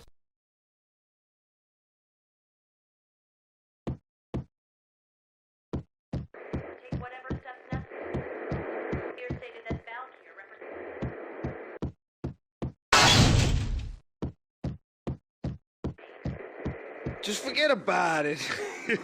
Just forget about it. Hey, just forget about it. That crazy witch, you should have heard her. She was a real scream when the boys caught her trying to cap the Don. Oh, that's friggin' bad. To the trio? That's even worse than what Frankie's doing to that poor bastard downstairs. She's gonna take a long time to die. The mobster muscle on the phone was talking about Mona. Punchinello's trio were nothing but bad news. It's Payne!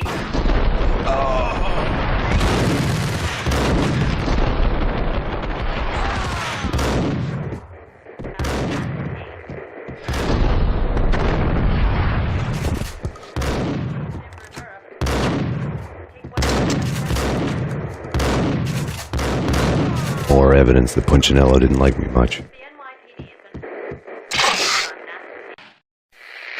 The fact remains that all the victims so far identified in the Ragnarok shooting have been known criminals, many of whom had large doses of V in their blood.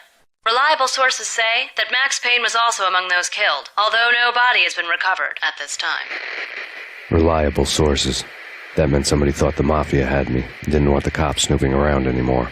The body would be delivered to them barely recognizable. Case closed. Don Punchinello had the power to be that reliable source, which was no news. But his news was old news. Framing me hadn't been enough. Don Punchinello had put a hit on me. He wanted me dead, and it had been important enough for him to give written instructions to Frankie about it. Max Payne should die like a dog for the trouble he's caused. Frankie, I know I can trust you to give this matter the dedication it needs.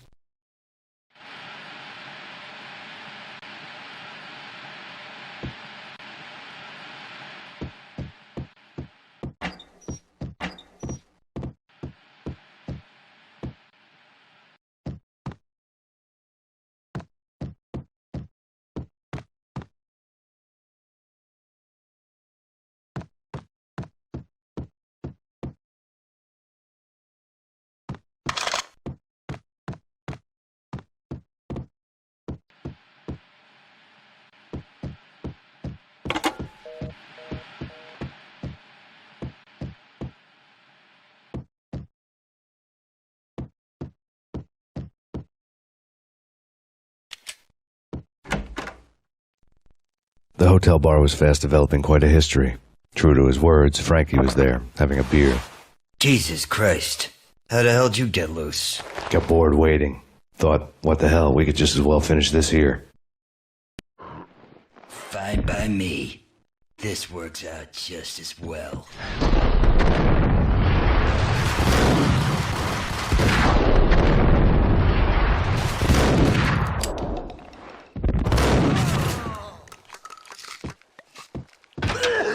Hold it!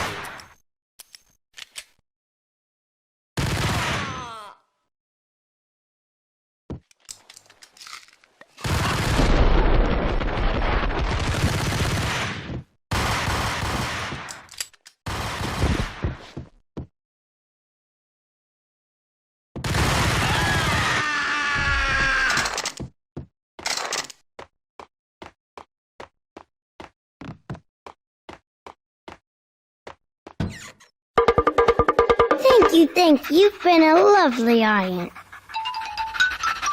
Had enough? I don't play with girls anyway. Unfair! I spotted the tail as soon as I left the hotel. A big black Mercedes. I'd seen the car before. That time it had heralded impressive explosions. Vladimir was back. Bang. You're dead, Max Payne. I might have laughed if I remembered how. What's this supposed to be? Cops and robbers? Look, you want something with me? Get in line. Peace, man, relax. You know you are a real news item, armed and dangerous. I am going to make you an offer you can't refuse. I've always wanted to say that. It's a bum rap. I've been framed. That's a moot point. Whatever you did or did not do, I'm sure you had good reason for doing it. Want to hear me out? I'm listening.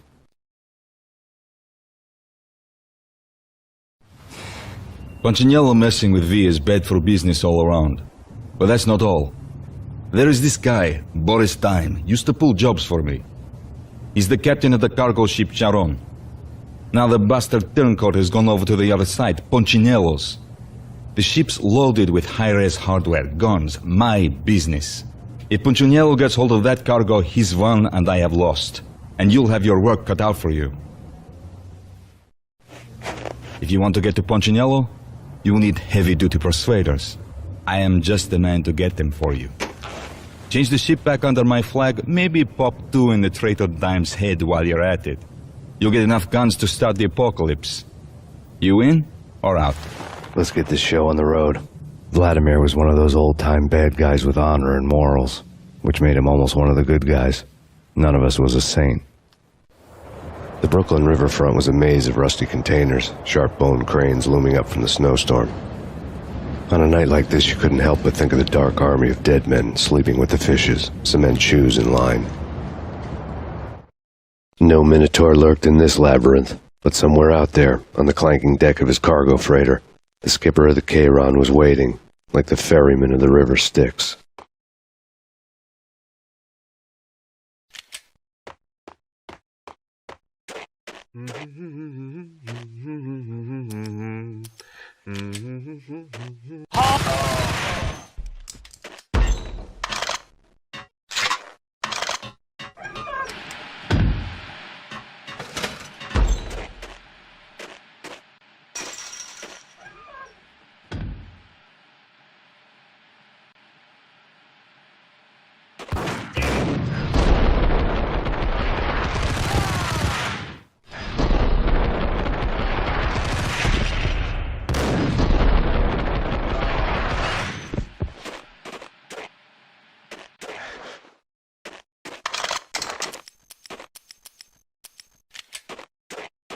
Both of them beaten to a pulp. I scalded.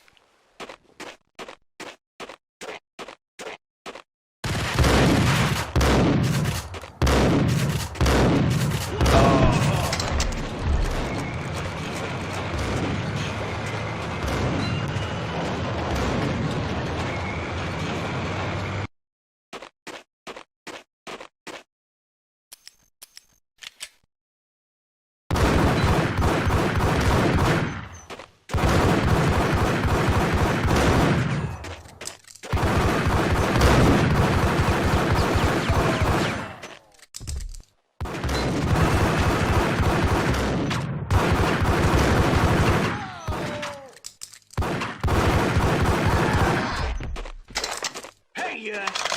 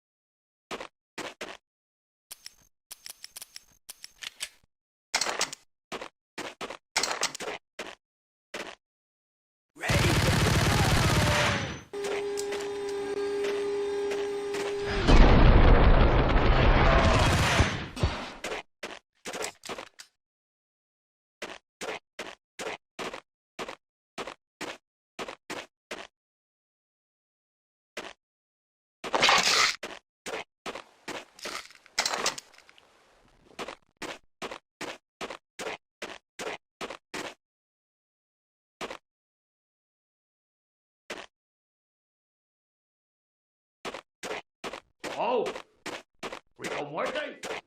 This way, in here.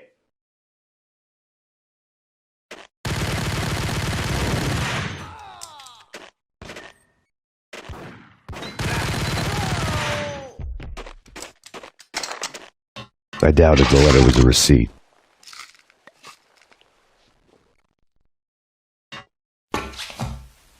Rico Muerte had come to town to do more than just sort out family troubles. Exhibits number 1, 2, and 3. A briefcase of money, a sniper rifle, and an envelope with one word neatly printed on a folded piece of expensive paper. Mayor. It didn't sound like a mafia contract at all. It was too cold and too to the point.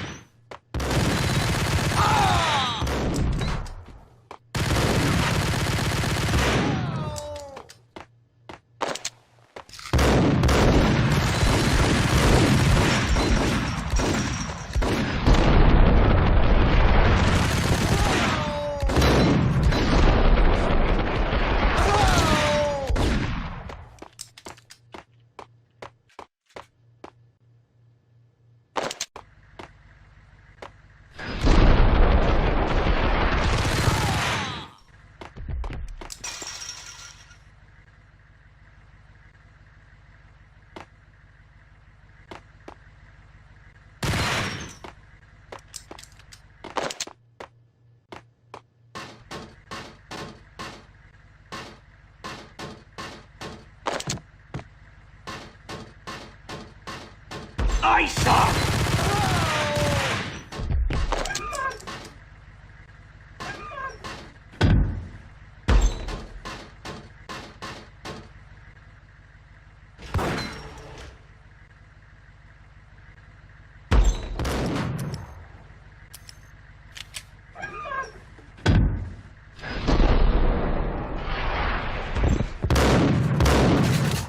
I had found Boris Dime's ship.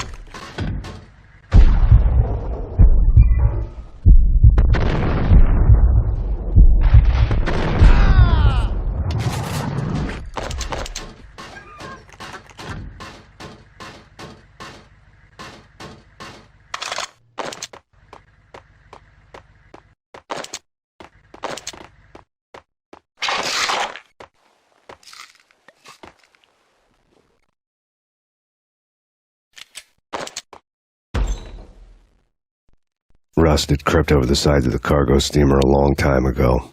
Boris Dime would be on board. I'd have to smoke half of his crew to even get near the gangplank. The guns were probably being kept in the hold, buried amidst the rats and oily water.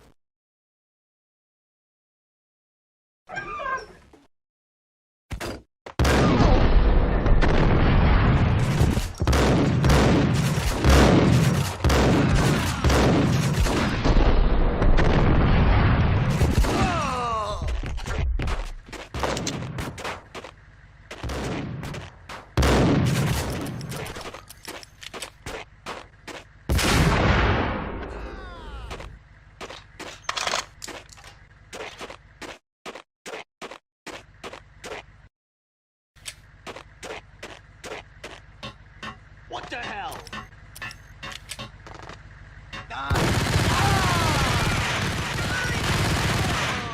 Yo!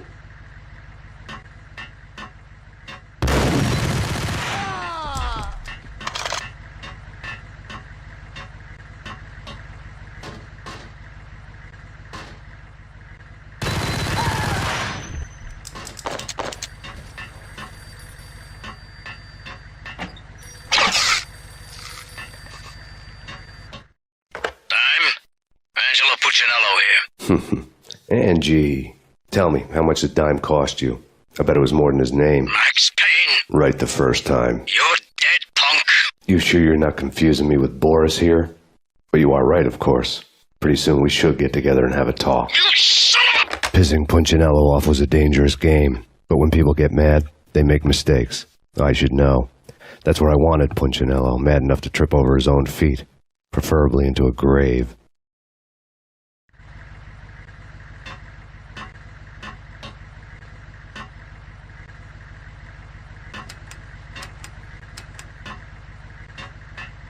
Dime! Dime!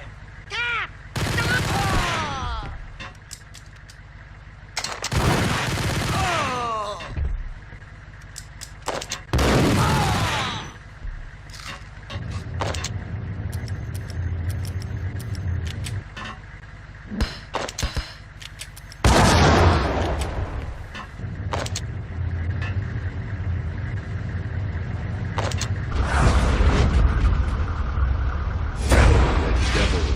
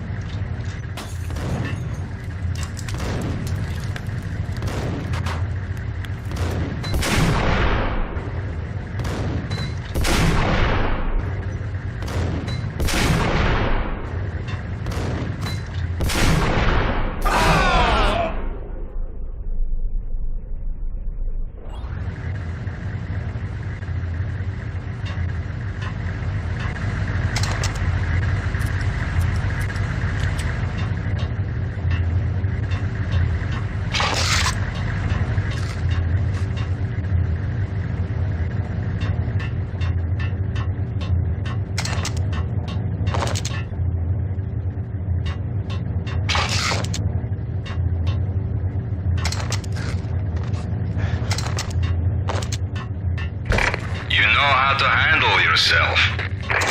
Anybody who says different is calling me a liar. Vladimir here. Collect all the guns and ammo you want. Meet me on the bridge afterwards.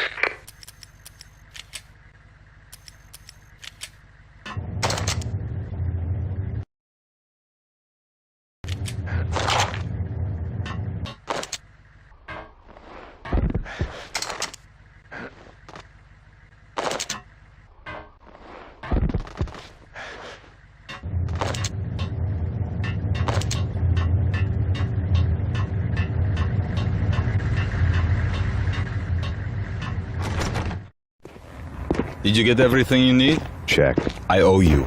Anything you need. This is my solo. When I'm through, Punchinello won't be anybody's problem anymore. Clear as vodka. But anytime you get between a rock and a hard place, just whistle. This could be the beginning of a beautiful friendship. You really get a bang out of this big-time gangster act, don't you?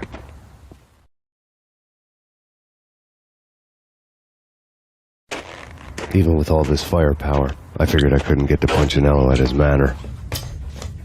I could only hope that he wouldn't pass a chance to hear me beg, to see he's won. This is Max Payne. I want to cut a deal. Payne, you're a dead man. That's what everybody keeps telling me. I got your ship and her cargo. I want to meet. No pain, no gain. Capiche? You know my restaurant? Yeah, I know it. 1 hour. Punchinello's restaurant had seen better days. Snow was falling like ashes from post-apocalyptic skies, but that was outside. Things would soon get hot in the Don's restaurant. I knew it was a long shot, Angelo Punchinello actually showing up, but there was no crime in hoping.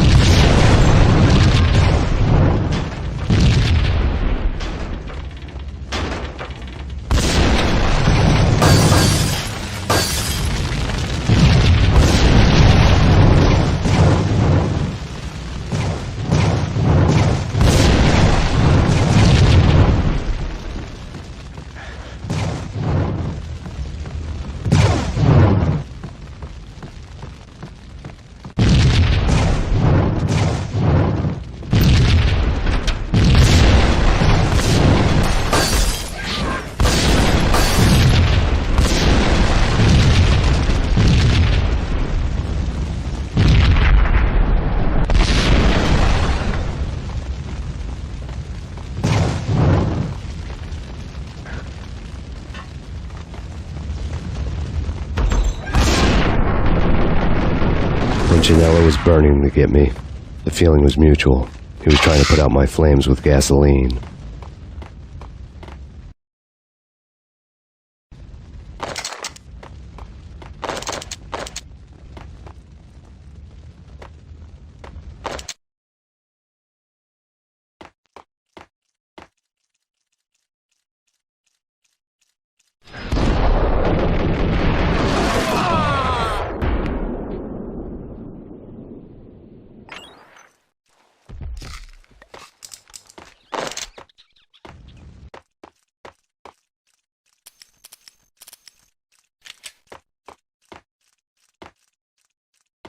The mobsters have been guarding a real treasure, the way out of this disco inferno.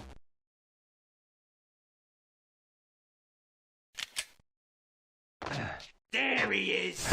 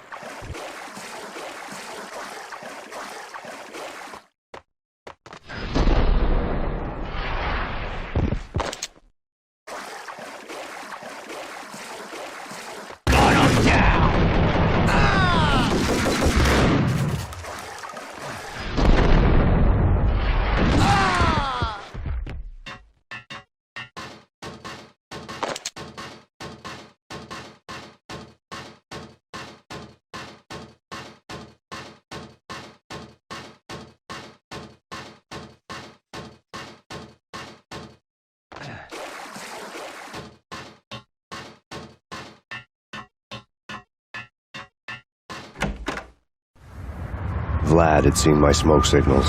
The Mercedes was revving to go, almost drowning out the banshee wail of the sirens. You coming?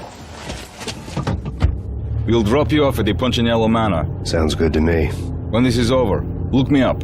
I could use a professional like you. I'll keep that in mind.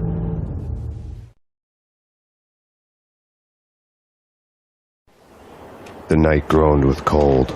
The garden lights flickered nervously. In their light, the falling snow was dead white before the darkness ate it up. I had heard the stories. The trio were mad dogs. They'd have hung the heads of their enemies over the manor gates if the capo had only let them. Punchinello wanted Payne. He'd see the pain. The trick in my situation was that there was no trick, no matter what the movies tell you. No rules, no secret mantra, no roadmap. It wasn't about how smart or how good you were. It was chaos and luck, and anyone who thought different was a fool. All you could do was to hang on madly, as long and as hard as you could. Someone had graciously left the back door open for me and killed the guards. My money was on Mona. I knew the trio would be standing between me and Punchinello. I had read their rap sheets, thick as phone books. No one would be walking out of here alive. The numbing cold of the broken night had followed me in. Upstairs, the trio tangoed down the manor halls to the silent rhythm of their murderous hearts. The blood of their victims rust on their lips. Vince Mignano, Pilot Providence, a.k.a. Big Brother, and Joe Deadpan Salem. The pistol was a frozen lump in my hand, piercing the skin, gnawing me to the bone.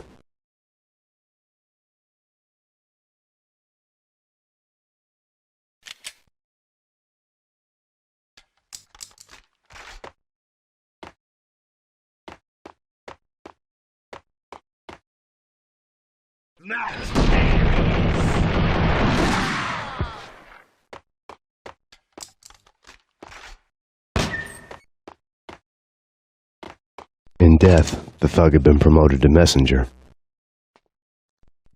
Someone hadn't enjoyed the Don's hospitality. Someone with a flair for the dramatic. Someone who had let herself out of a locked cell and past a couple of armed guards. My thoughts were on Mona again. I could only hope she was a good enough gambler to walk away while she was still winning, before she'd run into the trio.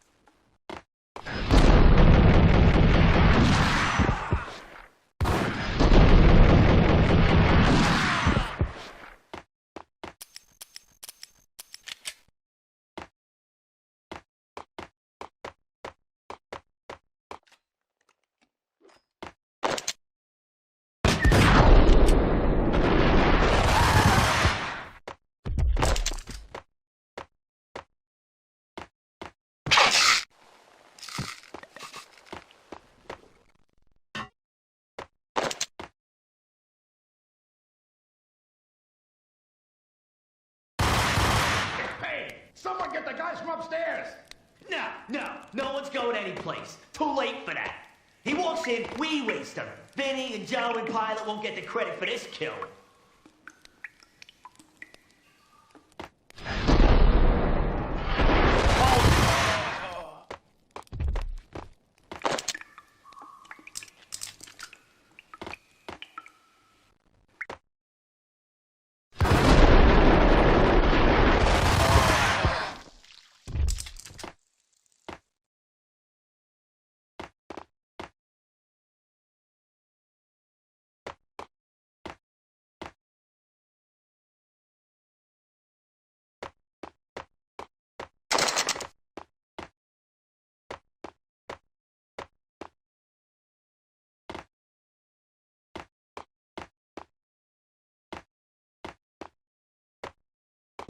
Pilot, he's here!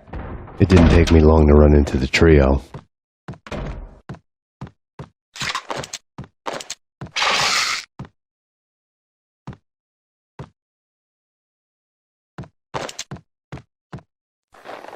word on Lisa Punchinello was that she was a bit of a witch. The tarot cards on the kitchen table fit the picture. They weren't my kind of cards, but I was willing to take a crack at the hand Mrs. Punchinello had dealt.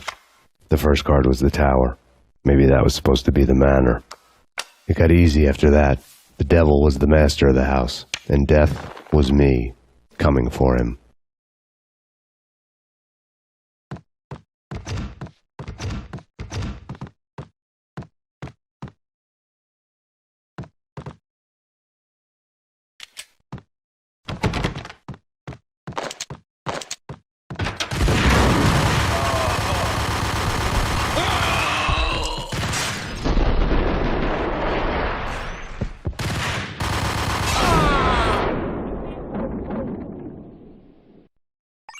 One down, 2 to go.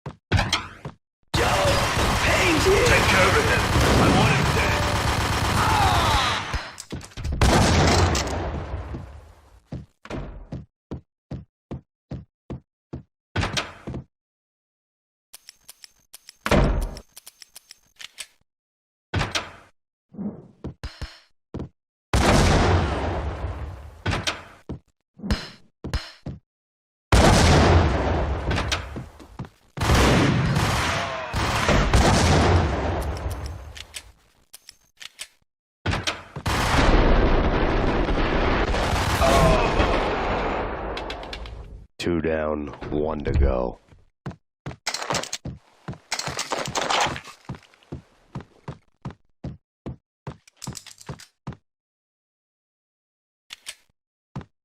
Payne!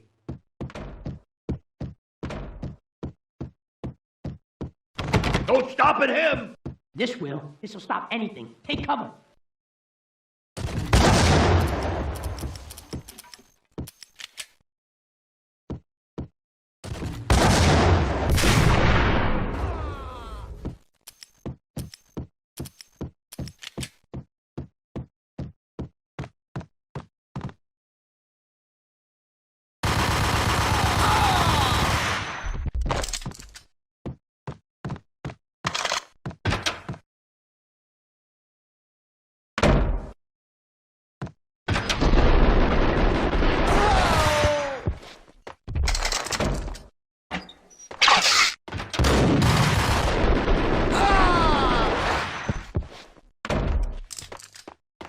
It was too late for her.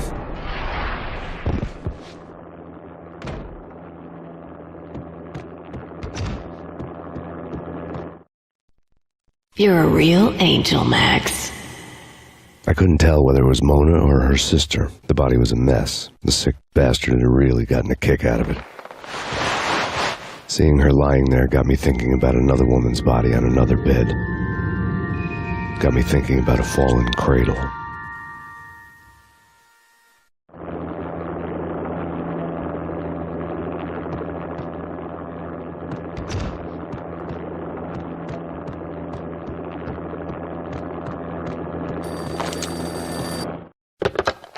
Max Payne. Talk to me. Alfred Woden. You've got company. An armed helicopter just landed on the manor grounds. You must hurry. The more the merrier.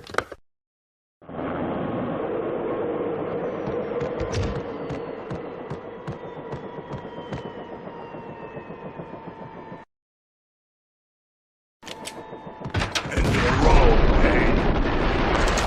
Vince Mugnano.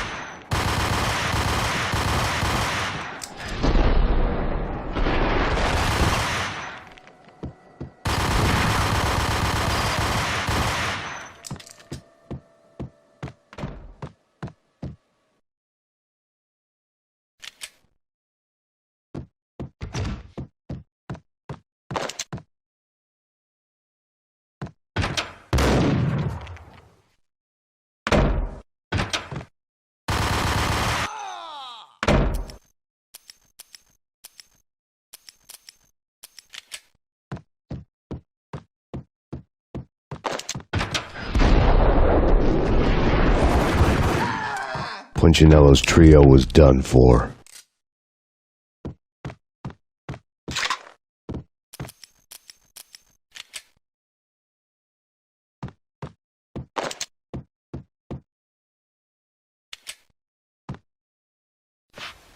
Outside my door. Hurry. He's coming for me. You gotta hurry. Please. I could hear Punchinello on the phone begging for help. He should have been saying his goodbyes. Punchinello was a pushover. The moment I stepped into the room, he folded like a deuce before a royal flush. No, wait. I was just doing what I was told. I couldn't refuse. She's someone high up. Government, maybe. I don't know. He was trying to buy more sand for his hourglass. I wasn't selling any. No, I told him nothing.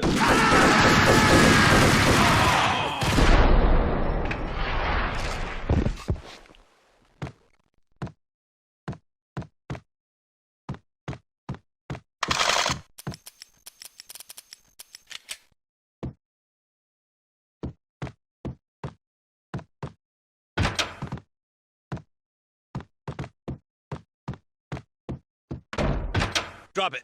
Don't move. Game over, Max Payne. I could tell when I was outgunned. It was time to take another beating. The mystery witch was a real barracuda.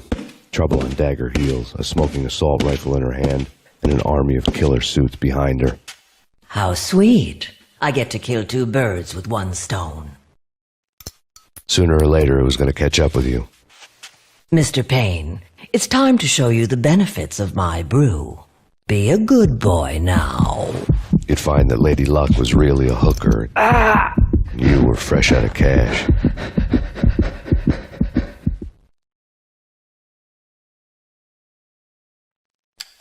Gentlemen, we're done here. Take me to Cold Steel. She had just given me an OD of Valkyr. I could feel green fire eating my brains. They turned to steam. They did a fade on me. I'd never had a chance. The witch had got me just as sure as if she put a gun to my head and pulled the trigger. The shadows rushed me, bruised mugshot faces hungry for revenge. They knew my weak spots and closed in for the kill. The floor turned into a vortex of green blood. I fell. The flesh of fallen angels.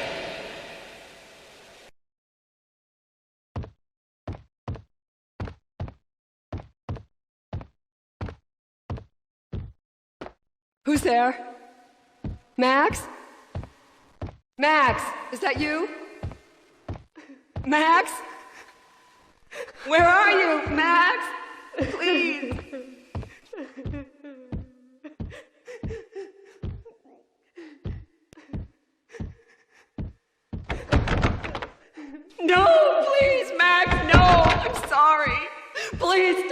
Max, no, please.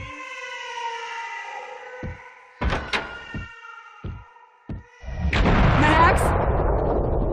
Where are you, Max? Please.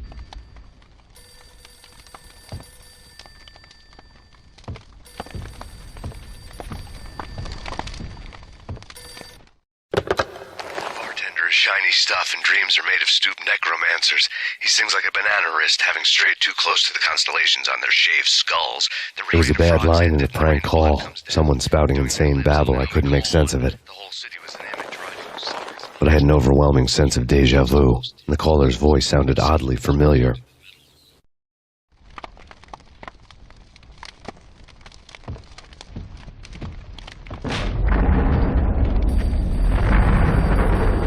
The weird piece of paper looked dangerous. There was something disturbingly familiar about the letter before me. The handwriting was all pretty curves. You're in a computer game, Max.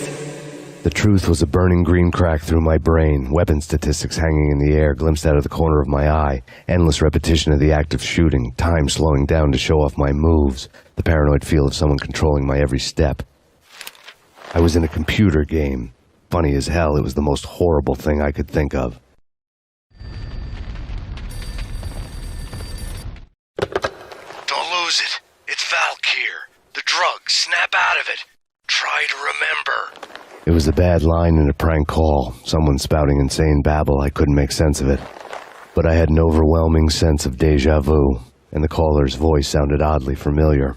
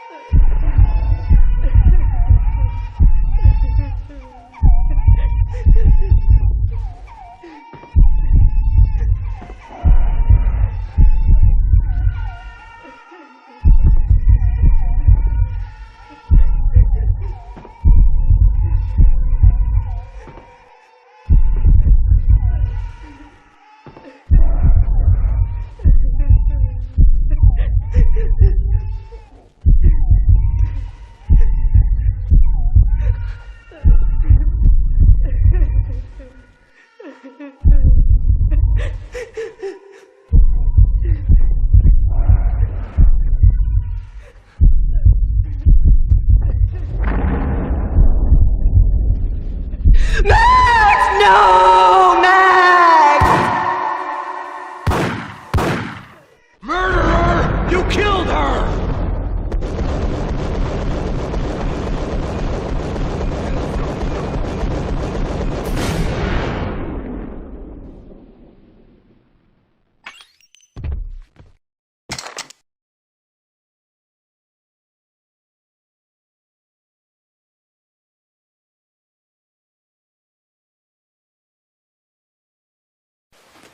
Max, something happened at the office today.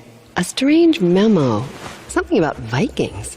Honey, I gotta run. You can tell me all about it this evening. Have a nice day, darling. The bullet holes were rubies on her chest, blood glowing on her ivory skin.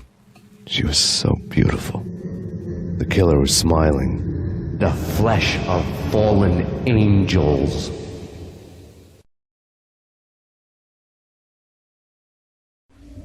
Slowly, the green nightmare faded, leaving dark stains on my soul that would never come off. I felt like flatlining. I was all shook up. I woke up in a cold sweat, sick and tired to the bone, lying in a puddle of my own puke. The hag had said take me to Cold Steel before it had all gone crazy. It was a clue. The only one I had. It took me forever to crawl back to my feet and hit the road, but when I did, I drove straight to Cold Steel Foundry outside the city. There was a whole lot of action around the place for a freezing winter night. Trucks coming and going, men running.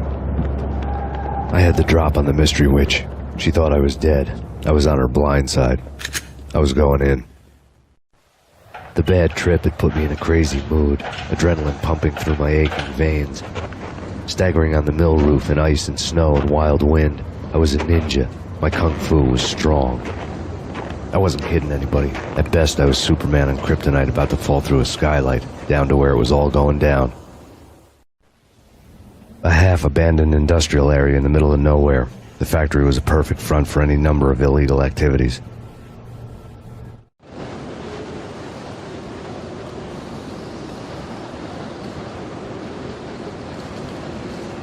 In the belly of the plant, molten metal boiled and bubbled like a witch's brew.